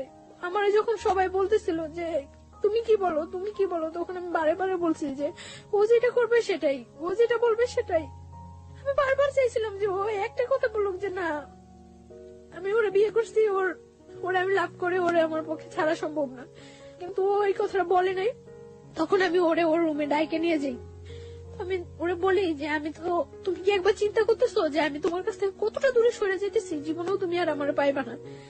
পরে ও বলতেছে তুমি চিন্তা করো না, সবকিছু ঠিক হয়ে যাবো। তখন ও আমার এই কথাটা বলতেছে, তখন আমি ওরে বলতেছি যে আমি তো চলে যেতেছি, তুমি আমার অনেক কিছু ওই ঘরে, অনেক কিছু অনেক স্মৃতি আমার ওই ঘরে, আমি ওরে পাঞ্জাবি করে দিয়েছিলাম হাতে সেলাই করা। তখন আমি ওরে বলি যে আমারে একটা জিনিস দিবা। পরে বলতেছি কি, আমি বলতেছি তোমার ক্যামেরা থেকে মেমোরিটা আমারে দিয়ে দাও, এই ছবিগুলো আমি নিয়ে যাই সাথে। পরে ও আমার মেমোরিটা দিতে রাজি হয়নি, তখন মানে কাটসিট হয়ে গেছে, 50,000 টাকা দিয়ে দিবে। তো আমি ওরে বলতেছি যে এটা কি হইতেছে, আমার বলতেছো যে তুমি আমি চলে যাওয়ার জন্য, তাহলে তো ডিভোর্সের টাকার এগুলোর কোনো প্রশ্ন জাগতেছে না। তখন ও আমার বলতেছে যে ওকে হয়ে যাবো, টাকাটা রেখে দাও, পরে যখন তোমার নিয়ে আসবো তখন ব্যাগ দিয়ে দিলেই হইব। তখন আমি ওরে 100% বিলিভ করছি। আমি টাকাটা হাতে নিতে চাইনি, ও বলতেছে নেও নাও। পরে আমি নিয়ে আমার মার কাছে দিয়ে দিছি টাকাটা। আমি সবাই বলছে যে টাকা দেওয়ার পরে ডিভোর্স হয়ে যাওয়ার পরে ওরা এখানে আর একটু থাকতে পারবো না, আমাদের সাথে বের হয়ে যেতে, মানে আমার ফ্যামিলি পার্সন গুলো উইথ আমি। তখন মানে কাজী তালাকের ডিভোর্সের লেখা পড়তেছিল, পড়ে ওরে বলছিল যে তুমি সাথে সাথে পড়ো, পড়ার পরে সিগনেচার দিয়ে দিও। ও এত স্পষ্ট ভাষায় সাথে সাথে পড়ে সিগনেচার দিয়েছে, আমি আশ্চর্য হয়ে গেছি যে ও জানে যে আমি ওর জন্য ঠিক কতটুকু স্যাক্রিফাইস করছি, আর ও কিভাবে এটা করলো। কিন্তু যখন কাজী আমারে বললো যে তুমি এবার আমার সাথে সাথে বলে সিগনেচার করে দেবে, আমি কাজীর সাথে একটা ওয়ার্ড উচ্চারণ করতে পারি নাই। আমার মনে হইতেছিল যে আমার ভোকাল কর্ডটা অফ হয়ে গেছিল, আমি একটা ওয়ার্ড উচ্চারণ করতে পারি নাই। এবং সিগনেচার দেওয়া অবস্থায় যে আমার কতবার হাত থেকে কলমটা হয়ে গেছিল, আমার পুরো শরীর কাঁপতেছিল আমার, যে কি হয়ে গেল এটা, কি হয়ে গেল এটা, কি হয়ে গেল, মিলাইতে পারতেছিলাম না। ডিভোর্স হয়ে গেছে, আমরা চলে আসবো, মানে আমার ফ্যামিলি পার্সনটা বের হয়ে গেছে, আমি ওর সাথে কথা বলে বের হবো। তখন আমি এই রুম থেকে ওই রুমে যাওয়ার সময় ওর মা 5টা মারে হিট করে, আমার শরীরে হিট করার পর ওইখানে যে কটা রিলেটিভ থাকে ওর বোন ছাড়া সবাই আমার হিট করে ওইখানে। তো আমি স্তব্ধ হয়ে গেছি পুরা, যে কি হয়েছে এটা, আমার লাইফে কি হইতেছে। সবাই যখন ওরা এতগুলো লোকের সামনে হিট করতেছে, ও বাইরে থেকে এসে আমার জড়ায় ধরে আমার বাইরে নিয়ে যায়। আমি অবাক হয়ে যাই ও চেহারা দিকে, আমি তাকাই যে এই ছেলেটা সেই ছেলেটা। আমি পুরা হতবাক হয়ে যাই। তারপর মানে যখন স্টারে চলে আসি আমরা, বারবার পিছনের দিকে তাকাইতেছি যে ও আসতেছে কিনা, ওরে দেখতেছি কিনা, দেখি না। স্টারে আসার পরে ওরা আমাদের থেকে মানে 50,000 টাকা দিচ্ছে, ওইখান থেকে 10,000 টাকা ব্যাগ দিতে বলে ওই যে লোকগুলো ওইখানে ছিল তারা। আমার মা বলতেছে যে তাহলে সবটাই রেখে দেন, দিয়ে আর 50,000 টাকা দিচ্ছেন, যা বলছেন বিচারে আপনাদের সবকিছু মাইনে আমরা আমাদের নিয়ে যেতেছি। পরে মানে 5,000 টাকা ওইখানে দিয়ে 45,000 টাকা নিয়ে ক্যাব করে আমরা চলে আসতে নেই। আমি মানে যতক্ষণ পর্যন্ত ওই এলাকাটা দেখা গেছিল ততক্ষণ পর্যন্ত তাকিয়েছিলাম যে হয়তো ও একবার পিছনে আসবে, একবার আসবে, আসেনি ও। তারপর যখন আমরা চলে আসি, আসার পর ও আমার ফোন দিয়ে আমার বলে যে একটু কথা বলো আমার সাথে। আমি তখন করি যে আমি আর জীবনে ওর সাথে কথা বলবো না। ও আমার বারে বারে রিকোয়েস্ট করে যে একটু কথা বলো আমার সাথে, একটু কথা বলো। অনেক কান্নাকাটি করতেছে, অনেক কান্নাকাটি করার পর আমি ওর সাথে কথা বলি। আমি ধরে রাখতে পারি না নিজেরে, আমি লুকিয়ে লুকিয়ে ওর সাথে কথা বলি। কথা বলার পর দিন যখন আমি বাড়িতে যাই, আমি প্রচুর অসুস্থ হয়ে যাই। আমি খবর পাই যে ও প্রচুর অসুস্থ হয়ে যায়, ওরও হসপিটালাইজ করতে হয়, আমারও হসপিটালাইজ করে বাড়িতে। আমি একবার মেন্টালি সিক হয়ে যাই, পাগলের মতো হয়ে যাই। তো ইমিডিয়েট আমার হসপিটালাইজড করে আইসিইউ তে নিয়ে যায়। আইসিইউ তে যখন নিয়ে যায় তখন আমার বাবা বলতেছে যে মা তোর কাছে আমার অনুরোধ, তুই ওই ছেলের কথা আর চিন্তা করিস না। কিন্তু আমি পারি না, বারবার ওর কথা আমার মনে হয়, তখন আমার মনে হইতেছে আইসিইউ তেও আমি মনে হয় সামনে ওরে দেখতেছি। তো যখন ওর সাথে ও আমার সাথে যোগাযোগ করে, পরে ওর সাথে আমার আবার কন্টিনিউ কথা হইতে থাকে। তো কিছুদিন পরে তো আমি করতে পারি যে আমি প্রেগনেন্ট। তখন আমি ওরা বলি 7 দিনের মাথায় আমার দুলাভাই নিয়ে আমি আবার ঢাকা আসি। মানে আমি খুব অসুস্থ হয়ে যাই, আমার ঢাকা শিফট করতে বলে। তো আমার দুলাভাই আমার নিয়ে ঢাকা আসে, ওরা আমি ফোন দিয়ে বলি, ও আমার সাথে মিট করতে যায়। আমার দুলাভাইয়ের কাছ থেকে বললে আমার নিয়ে এসে আমার সাথে সারাদিন ঘোরে। ওই দিন আমার নিয়ে কুমিল্লা যায়। তো আমরা ওইখানে থাকি, ওইখানে রাত্রে থাকি। ও বলে যে কিসের ডিভোর্স হয়েছে, এটা তো ডিভোর্সই হয়নি। ও আমারে বলে যে এটা ডিভোর্স হয়নি। ও স্বীকার করে না এটা ডিভোর্স হয়েছে, আমিও মানি না এটা ডিভোর্স হয়েছে। আমরা দুইজনে মেলা, আমি ওরে হলুদ দেই, ও আমার হলুদ দেয়, এবং আমরা ওই দিন বাসর ঘরটা সাজাই সুন্দর করে রুমের মধ্যেই দুইজনে মিলেই ওইখানে আমরা করি। তারপর পরদিন আমি চলে আসার পরে আমার ডাক্তারটাকে দেখা বাড়িতে নিয়ে যায়। তখন আমার মানে যাওয়ার সময় আমার দুলাভাইয়ের সাথে কথা বলে। আমার মনে আছে ও ওই দিন কি পরিমাণ কান্না করে, ও আমার দুলাভাইয়ের কাছে হাত জোর করে রিকোয়েস্ট করে যে যাতে আমার কোনো কিছু না করে ও আমার নিয়ে আসবো। অনলি কোরবানির ঈদ পর্যন্ত ও সময় চায় দুলাভাইয়ের কাছে, হাত জোর করে রিকোয়েস্ট করে। পরে আমার দুলাভাই তো কিছুতেই এটা আর করবো না। পরে যখন মানে দেখছি যে আমার ফ্যামিলি থেকে আর কোনো সাপোর্ট নাই ওর ইয়েতে, তখন আমি আরো সিক হয়ে যাই, একেবারে পাগলের মতো হয়ে যাই। বাসায় মেন্টালি এতটা হয়ে যায় যে আমি যে আমার নিজের ক্ষতি করতেছে ওইটাও আমি তখন ফিল করতেছি না। আমি যখন ওর সম্বন্ধে আমি সব সময় ঘরে এক কোনায় একটা বদ্ধ ঘরের মধ্যে দরজা বন্ধ করে অন্ধকার ঘরের মধ্যে এক কোণে বসে থাকি, এবং কেউ কিছু বললেই আমি নিজের মাথা নিজের ওয়ালের সাথে করতেছি, হিট করতেছি নিজের মাথা, আমার শরীর মাথা ফুলে টুলে যায়। এবং আমি তখন ড্রাগ নেওয়া শুরু করি। বাসায় আমার ব্যাগে অনেকগুলো প্যাথেটিন নিয়ে যাই আমি যাওয়ার সময়। মানে আমি কিছুতেই ওর নামাইতে পারতেছি না। তারপর যখন দেখা গেছে যে আমি এরকম সিক হয়ে গেছি, একেবারে মেন্টালি এক কথা পাগল হয়ে গেছি, তখন আমার দুলাভাই বলে যে না, ওর উপর আর কোনো টর্চার করার দরকার নেই, প্রেশার ক্রিয়েট করার দরকার নেই। যেহেতু ওই ছেলেও চাচ্ছে ওর সাথে সম্পর্ক রাখার জন্য, ওই ছেলে যদি না চাইতো তাহলে আমি ওর কোনো সাপোর্ট করতাম না। ছেলে যেহেতু নিজে আমার কাছে হাত জোর করে কাইনাকাইটা অনুরোধ করছে, সো থাকুক, ওর মতো থাকতে দেন। ছেলে তো বলছে কোরবানি ঈদের পরে ওরে নিয়ে যাবো। তো এর মধ্যে তখন তো আমি ওর জানে আমি প্রেগনেন্ট, আমি ওরে বলি প্রেগনেন্ট। আমি আবার ঢাকা আসি ওর সাথে দেখা করার জন্য, ওর সাথে দেখা হয়, কথা হয়। তো আমি ওই দিন বলি যে আমি আর বাড়িতে যাব না। তো বলে যে যতটা কষ্টই হোক তোমার কোরবানি ঈদ পর্যন্ত ওইখানে থাকতে হবে, ঈদের পরে আমি তোমার নিয়ে আসবো। আমার যাই হোক, যদি আমার ফ্যামিলি থেকে সাপোর্ট না করে আমি তোমার নিয়ে বাইরে থাকবো। তো এই কথা হয় ওর সাথে। তারপর এভাবে চলতে থাকে কোরবানি ঈদ পর্যন্ত। আমি ওর সাথে কন্টিনিউ কথাবার্তা বলি। এর মধ্যে আমার মাও মাঝে মাঝে ওর সাথে কথা বলে জিজ্ঞাসা করে যে তুমি কি করবা, কেন তুমি এইভাবে সম্পর্কটা আগে নিতেছো, যা হয়েছে ওইখানেই ফিনিশ করে দিতা। তো ও বলতেছে না মা, আমার পক্ষে ওরে করা সম্ভব না, আমি ওরে নিয়ে আসবো। তখন আমার মা ওরে বলতেছে তুমি ওরে নিয়ে আসবা, হয়তো দেখা গেছে 2-4 মাস তুমি ওরে নিয়ে থাকতেছো, তারপরে তোমার ফ্যামিলির কেউ তোমার করলো, তুমি তোমার ফ্যামিলির টানে চলে যাবে আবার, তখন ওর কি হইব। পরে বলতেছে না, কখনোই এরকম করবো না আমি আর। তো এইভাবে করতে থাকে। কোরবানি ঈদের পরে ও আমাদের বাড়িতে যায়। তখন তো 1 মান্থ ওভার হয়ে গেছে আমি প্রেগনেন্ট। ও আমাদের বাড়িতে যায়। পরে আমি কেউ জানাই না বাড়িতে এই ব্যাপারটা যে আমি প্রেগনেন্ট। তখন আমার বাড়িতে যাওয়ার পরে যেভাবে একটা গেস্ট আসলে যা করা হয় ঠিক ওর সাথে ওই ব্যাপারটাই খুব সুন্দর ব্যবহার করছে সবাই। সকালবেলা ব্রেকফাস্ট করতে দেওয়া হয়েছে, নাস্তা টাস্তা করতে দেওয়া হয়েছে। তো ওর জন্য পিঠা টিঠা অনেক কিছু করা হয়েছে। তারপরে ওরে মানে আমার দুলাভাই জিজ্ঞাসা করছে যে তুমি কি করতে চাও এখন, আমরা কি নতুন করে তোমাদের বিয়ের অ্যারেঞ্জ করবো, তোমার বাড়িতে জানাবো, তোমার বাসায় জানাবো তুমি যে এখানে আসছো, না কি করবো। পরে ও বলতেছে না কিছু করে না, মানে আর অল্প কটা দিন সময় দেন, আমি ওরে নিয়ে যাবো।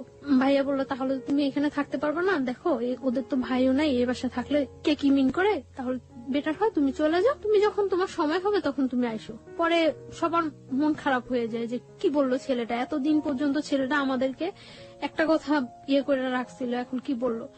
তারপর আমি ওরে জিজ্ঞাসা করি যে তুমি করো, তখন ও আমার বলতেছে যে আমার আর অল্প কটা কিছু দিনের সময় দাও। তারপর ও দুপুর বেলা যখন ও চলে আসে, ভাইয়া ওরে মানে আসার ভাড়াটা পর্যন্ত দিয়ে দেয়। মানে ওর সাথে এরকম ভদ্র আচরণ করছে যে ওর বাসায় যে আমাদের সাথে কি বিহেভটা হয়েছে ওরা কেউ করে নেই, সবাই শুধুমাত্র আমার দিকে তাকায়। তখন কিন্তু আমরা সবাই বলছিল, দেখো তুমি যে ছায়া, এখন যদি তুমি শক্ত হও তাহলে কিন্তু আমরা এখন কিছু করতে পারি। ওরা আটকে রেখে কিন্তু ওর বাড়িতে ফোন দিয়ে আমি বলছি ইম্পসিবল, ও তো বলে আসেনি যে ও আমার বিয়ে করতে আসতেছে। তো আমি ওর সেফলি ওইখান থেকে যেভাবেই হোক সেফলি, যতটা হয়েছে আমার উপরে হয়েছে, ব্লেম যা হয়েছে আমার উপরে হয়েছে, আমি ওরা সেফলি পাঠিয়ে দিছি। তখন আমি ওরা বলছি যে কি করবা। তো ও আসার পর 2-3 দিন খুব তোর জোর বাসা টাসা দেখতেছে, ও আমার নিয়ে আসবো। তো হঠাৎ করে একদিন বলতেছে যে আমার পক্ষে তো পসিবল না। কি বললা এটা, যেটা একবার ভেঙে গেছে যাইতো, তখন আমি পাগল হয়ে যেতাম, যা হয়ে যেতাম, তখন হয়ে যেত, আমার ফ্যামিলি আমার নিয়ে আসছে। এখন তুমি এটা কি বললা? পরে আবার বলতেছে যে না ঠিক আছে। তো এখন তো দিন যাইতেছে, আমার বাসায় জানাজানি হয়ে যায় যদি যে আমি প্রেগনেন্ট, তাহলে তো একটা প্রবলেম। হয়তো আমার বাসায় জানাজানি হয়ে গেলে ওর বিরুদ্ধে যে কোনো একটা অ্যাকশন নিবে, সেটা আমার মনের মধ্যে আরো একটা ভয় কাজ করতেছে। আমি আসলে অনেক বেশি থান্ডার্ড হয়ে গেছিলাম। আমার মনে হচ্ছে আমার লিসনাররা ভাববে যে আমি এখানে নাই। আমি ওর কান্নার শব্দ শুনে আসলে অনেক বেশি থান্ডার্ড হয়ে গেছে, আমার নিজের চোখে পানি চলে আসছে, আমি আসলে কথা বলতে পারছিলাম না। গল্পের একেবারে শেষ দিকে আমরা চলে এসেছি। আমি কিছু কোশ্চেন আপনাকে করতে চাই। প্রথম প্রশ্নটা হচ্ছে, আপনি কয় মাসের প্রেগনেন্ট এই মুহূর্তে? 4 মান্থ। মানে what's your decision about your baby? আমি আমার বেবিটা রাখতে চাই, by at any cost. Any cost. যদি আপনার হাজবেন্ড ডিভোর্স দিয়ে দিয়েছে এবং ওটাই যদি বলবৎ থাকে, তাহলেও কি আপনি আপনার বেবিটা রাখতে চান? তাহলে কিভাবে সম্ভব? ওকে। ও আচ্ছা, আর আরেকটা যেটা, সেটা হচ্ছে যে আপনার প্রথম হাজবেন্ড আর পরবর্তীতে যোগাযোগ করেনি? না, ওর সাথে পরবর্তীতে ও আর কোনো যোগাযোগ করেনি, কোনো কিছু হয়নি। আর ওর সাথে, ও কি ডিভোর্স দিয়ে দিয়েছে? হ্যাঁ, ওর সাথে আমার ফ্যামিলি থেকে ডিভোর্স হয়ে, হ্যাঁ, যখন ফার্স্টলি আমার বাড়িতে নিয়ে যায় তখনই ওর সাথে ডিভোর্স হয়ে কার্ড গেছে। সিট করে ওকে, দিয়েছে। সেকেন্ড হাজবেন্ড যে ছিল তার সাথে এখন বর্তমান কতদিন যাবত আপনার যোগাযোগ হয়নি? এখন এই শুক্রবার থেকে হচ্ছে না। লাস্ট এর মধ্যে আমি যখন আপনাদের কাছে ফোন করছিলাম তার কিছুদিন গ্যাপ ছিল, তারপর আবার আমার কাছ থেকে 1 সপ্তাহ সময় নিছিল। ওর অবস্থা হচ্ছে কখনো ফ্যামিলির কাছ থেকে ও মোটিভেট হচ্ছে, কখনো আপনার কাছ থেকে ও আসলে সিদ্ধান্ত নিতে পারছে না, সিদ্ধান্ত নিতে পারতেছে না যে ও আসলে কি করবে। হ্যাঁ, এবং ও এখন খুব প্রচুর অ্যাডিক্টেড হয়ে গেছে, সারা দিন রাত নেশা করে এবং এই অবস্থায় থাকে। আপনি যে বলছিলেন যে আপনি মাঝখানে ড্রাগ নিচ্ছিলেন, আপনি কি এখন সেই ড্রাগ নিচ্ছেন? মানে আমি যখন ঢাকা চলে আসছি তখন থেকে আমি আর ড্রাগ নিচ্ছি না, কারণ আমার এখন ড্রাগ নিলে তো এটা আমার বেবিটার উপরও। আমি এই গল্পটা শোনার পরে আমার কাছে মনে হয়েছে যে আমাদের এই যে নিষ্পাপ দুটো প্রাণ, বা এই যে আজকে ছায়া যে জায়গাটায় দাঁড়িয়ে আছে, সেই ভুলের গুলোর জন্য আসলে কারা দায়ী? প্রথমত তার ফ্যামিলি, এবং দ্বিতীয়ত হচ্ছে যে ছেলেটা বিয়ে করলো তার ফ্যামিলি। লাস্ট আমি আর একটু শেষ করতে চাই। জি প্লিজ। যেদিন আমি ঢাকা আসছি ওই দিন ও আমার ভোরবেলা আনতে গেছে, আনার পর ভোরবেলা আসিনি, আমার একটা হোটেলে উঠছে, উঠার পর 1টা পর্যন্ত আমরা হোটেলে ছিলাম। তখন ওর সাথে আমার সাথে হাজবেন্ড ওয়াইফ রিলেশন কন্টিনিউ হচ্ছে, কারণ ও বিলিভ করে না ওর সাথে আমার ডিভোর্স হয়েছে, আমিও বিলিভ করি না। আর তাছাড়া তো আমি তো প্রেগনেন্ট। তারপরে আমার একটা জব নিছি আমি হসপিটালে, ওইখানে বাসা টাসা নিয়ে উঠছি। তো ওইখানে যাতায়াত করে যাচ্ছে আসছে করছে এইভাবে। এখন তো 3 মাস ওভার হয়ে গেছে। তো আমি বললাম যে এইভাবে তো হচ্ছে না, কারণ আমাদের মধ্যে আরেকটা লাইফ আছে, আরেকটা জীবন বাড়তেছে। তো আমি ওরা বলি যে এটা তুমি কিভাবে করবা, তো করতেছে না। তারপর আমি ওর বোনের ফোন দিয়া জানাইছি, ওর বোন ডাইরেক্টলি বলতেছে যে এটা যে ওর বেবি তার কি প্রুফ আছে। তারপর আমি বলছি যে ওরে জিজ্ঞাসা করার জন্য। আমি জানি না সত্য মিথ্যা কতটুকু, কে সত্য কথা বলতেছে কে মিথ্যা কথা বলতেছে। ওর বোন নাকি ওরে জিজ্ঞাসা করছিল, ও নাকি অস্বীকার করছে যে না এরকম কোনো বেবি টেবি নাই, এগুলি কিছুই আপনি না। সেই সত্যটাকে আপনি কিভাবে নেবেন সেটা আপনার একেবারে ব্যক্তিগত ব্যাপার, কিন্তু আমার মনে হচ্ছে কিছু একটা বলা উচিত। সেই বলার জায়গাটা থেকে আমি যেটা বলতে চাই, আপনার যাকে আপনি লাভ করেন, আপনার হাজবেন্ড, আপনার প্রিয় মানুষ, তার প্রতি শ্রদ্ধা রেখে, আপনার ভালোবাসার প্রতি শ্রদ্ধা রেখে আমি যেটা বলতে চাই, সে যে কাজটা করেছে মহা অন্যায় করেছে। প্রথম কথা হচ্ছে এটা কেন করেছে? আপনাকে যখন তার ফ্যামিলির চাপে ডিভোর্সের মতো কাজটাই করলো এবং বললো যেটা ম্যানেজ হয়ে যাবে, সেটা ম্যানেজ করে এত বড় গর্হিত অপরাধ সে যখন করতে পারলো, তখনই কিন্তু আপনার ধারণা নেওয়া উচিত ছিল যে এই ছেলেটাকে দিয়ে আপনি এত বড় রিস্ক লাইফে নিতে পারবেন না। 1, 2 নাম্বার হচ্ছে আপনি এখনো তার আশা করে আপনি বেবিটাকে আপনার পেটের মধ্যে বড় করছেন, আপনার শরীরের মধ্যে বড় করছেন। আপনি কিন্তু প্রথম মেসেজটা পেয়ে গিয়েছেন যে তাকে নিয়ে আপনি আসলে কতটা শক্তিভাবে দাঁড়াতে পারেন, কিন্তু আপনার ভালোবাসা সম্পূর্ণ অবুঝ, এবং সেই জায়গাটা থেকে আপনি এখন, আমরা যতই বুঝেন এখন আপনি বুঝবেন না। তবে আমিও চাইবো না, কোনোভাবেই চাইবো না, আমি ব্যক্তি মানুষ হিসেবে চাইবো না যে আপনার এই বেবিটা নষ্ট হয়ে যাক, আপনার এই বেবিটা পৃথিবীতে না আসুক, কোনোভাবেই চাইবো না। এবং কিন্তু আপনি মানুষ হিসেবে যে বাস্তবতা ফেস করেছেন, আপনার বেবি পৃথিবীতে আসার পরে কোন বাস্তবতা ফেস করবে সেটা আমরা একেবারেই অনিশ্চিত। আর আমি সুইসাইড অ্যাটেন্ড করছিলাম, সুইসাইড অ্যাটেন্ড করার পর ও আবার আমার কাছে গেছিল, যে আমার বলতেছিল যে যাই হোক এই বেবিটা নষ্ট করা যাবে না, আর এই বেবিটা ওর পরিচয় বড় হইব। কিন্তু গতকালকে আমার ওর বোনের সাথে কথা হয়েছে, ওর বোনের নাকি ও বলছে যে না ওর কোনো বেবি নাই, ও আমার মতো মেয়েরা নাকি ঘরে নিতে চায় না, অথচ একটা সপ্তাহ আগে গত শুক্রবার, এই শুক্রবার আগের শুক্রবার ও আমার কাছ থেকে যখন যায়, আমার বাসা থেকে যখন যায়, তখন ওর রিকোয়েস্ট করে যায়। এই শুক্রবার ওর সাথে আমার সাথে ফোনে কথা হয়েছে। ওকে, আপনি আমাকে একটু বলবেন যে ওর ফ্যামিলি কাছে কি ও কি ধরনের বাধা? ওর ফ্যামিলি কি ওকে ত্যায্যপুত্র করে দিতে পারে বা এরকম কিছু কি? আমি জানি না ওর ফ্যামিলি থেকে ওরা কি করবো না করবো, আমি এটা ইয়ে করতে পারি না। তবে আমার মনে হয় না কোনো মা কোনো বোন চায় যে তার ভাইটা বা তার সন্তানটা কষ্টে থাকুক, এটা কেউ চায় না। আমি জানি ও আমার অনেক লাভ করে এবং আমার জন্য, ওই যে বললাম না, এখন 24 ঘন্টা ও শুধু নেশা করে, 24 ঘন্টা। শুধু এটাই বলতে চাই যে যেই ছেলেটা এতটুকু পরিমাণে ইয়ে করে, এটা বোঝা উচিত যে সে আমার কতটুকু লাভ করে। আর শুধু সে একটাই, আমার কাছে ওর একটা চিঠি আছে যে ও যাওয়ার আগে রেখে গেছিল আমার বাসায়। চিঠিটা কি আছে আপনার কাছে? হ্যাঁ। Give me that letter. আচ্ছা, আপনার অনুমতি পেলে আমরা চিঠিটা পড়তে পারি, রাইট? ওকে, এই চিঠিটা দিয়ে আমাদের গল্পটা শেষ হবে। আমি চিঠিটা পড়তে চাই। ও লিখেছে হচ্ছে আমাকে, প্রথমটা ছিল আমাকে ভুল বুঝো না, ভালোবাসি। তারপর লিখেছে জান জানো আমার সারাটা জীবন কান্না করে কাটাতে হবে। আমি জানি যা করছি সব ভুল, কিন্তু আমি কি করব? মা বোন পাড়া প্রতিবেশী একদিকে, তুমি একদিকে, কি করব জানি না। আমার কপালে হয়তো লেখা ছিল সারা জীবন তুমি আমার থাকবে, কিন্তু সেটা আর হলো না। আল্লাহ যা করে ভালোর জন্য করে, ভালো থাকবা, ঠিকমতো চলাফেরা করবা, নিজের যত্ন নিবা। আর আমি নেশা করতে করতে হয়তো কোনো রাস্তা বা মেডিকেলে থাকবো, মৃত বা জীবিত। এটাই আমার জীবন। চোখের পানি আটকাতে পারেনি, তাই তোমার খাতাটা নষ্ট হলো। হ্যাঁ, এবং সেটা ঠিকই আছে। ও যেটা বলেছে যে খাতার এক পাশটা অনেক ভিজে গিয়েছে। খাতা মানে হচ্ছে আসলে যে পেজটাতে লিখেছে সেটা অনেকটা ভেজা, এবং ভেজার কারণে কলমের কালিগুলো নষ্ট। চলে গেলাম, ভালো থেকো, আই লাভ ইউ। আচ্ছা, আরো অনেক অনেক কথা লিখেছিল, লাভ ইউ টু। আচ্ছা, অনেক অনেক অনেক, কোনো ভুল করলে ক্ষমা করো। তোমার ভালোবাসা সেটা সারা জীবনও ভোলার মতো না। এক জীবন, দুই জীবন, তিন জীবন, শত শত জীবন পেলেও ভুল বোঝো না, শুধু তোমাকে চাই, তোমাকে চাই। আই লাভ ইউ চান, সোনা পাখি।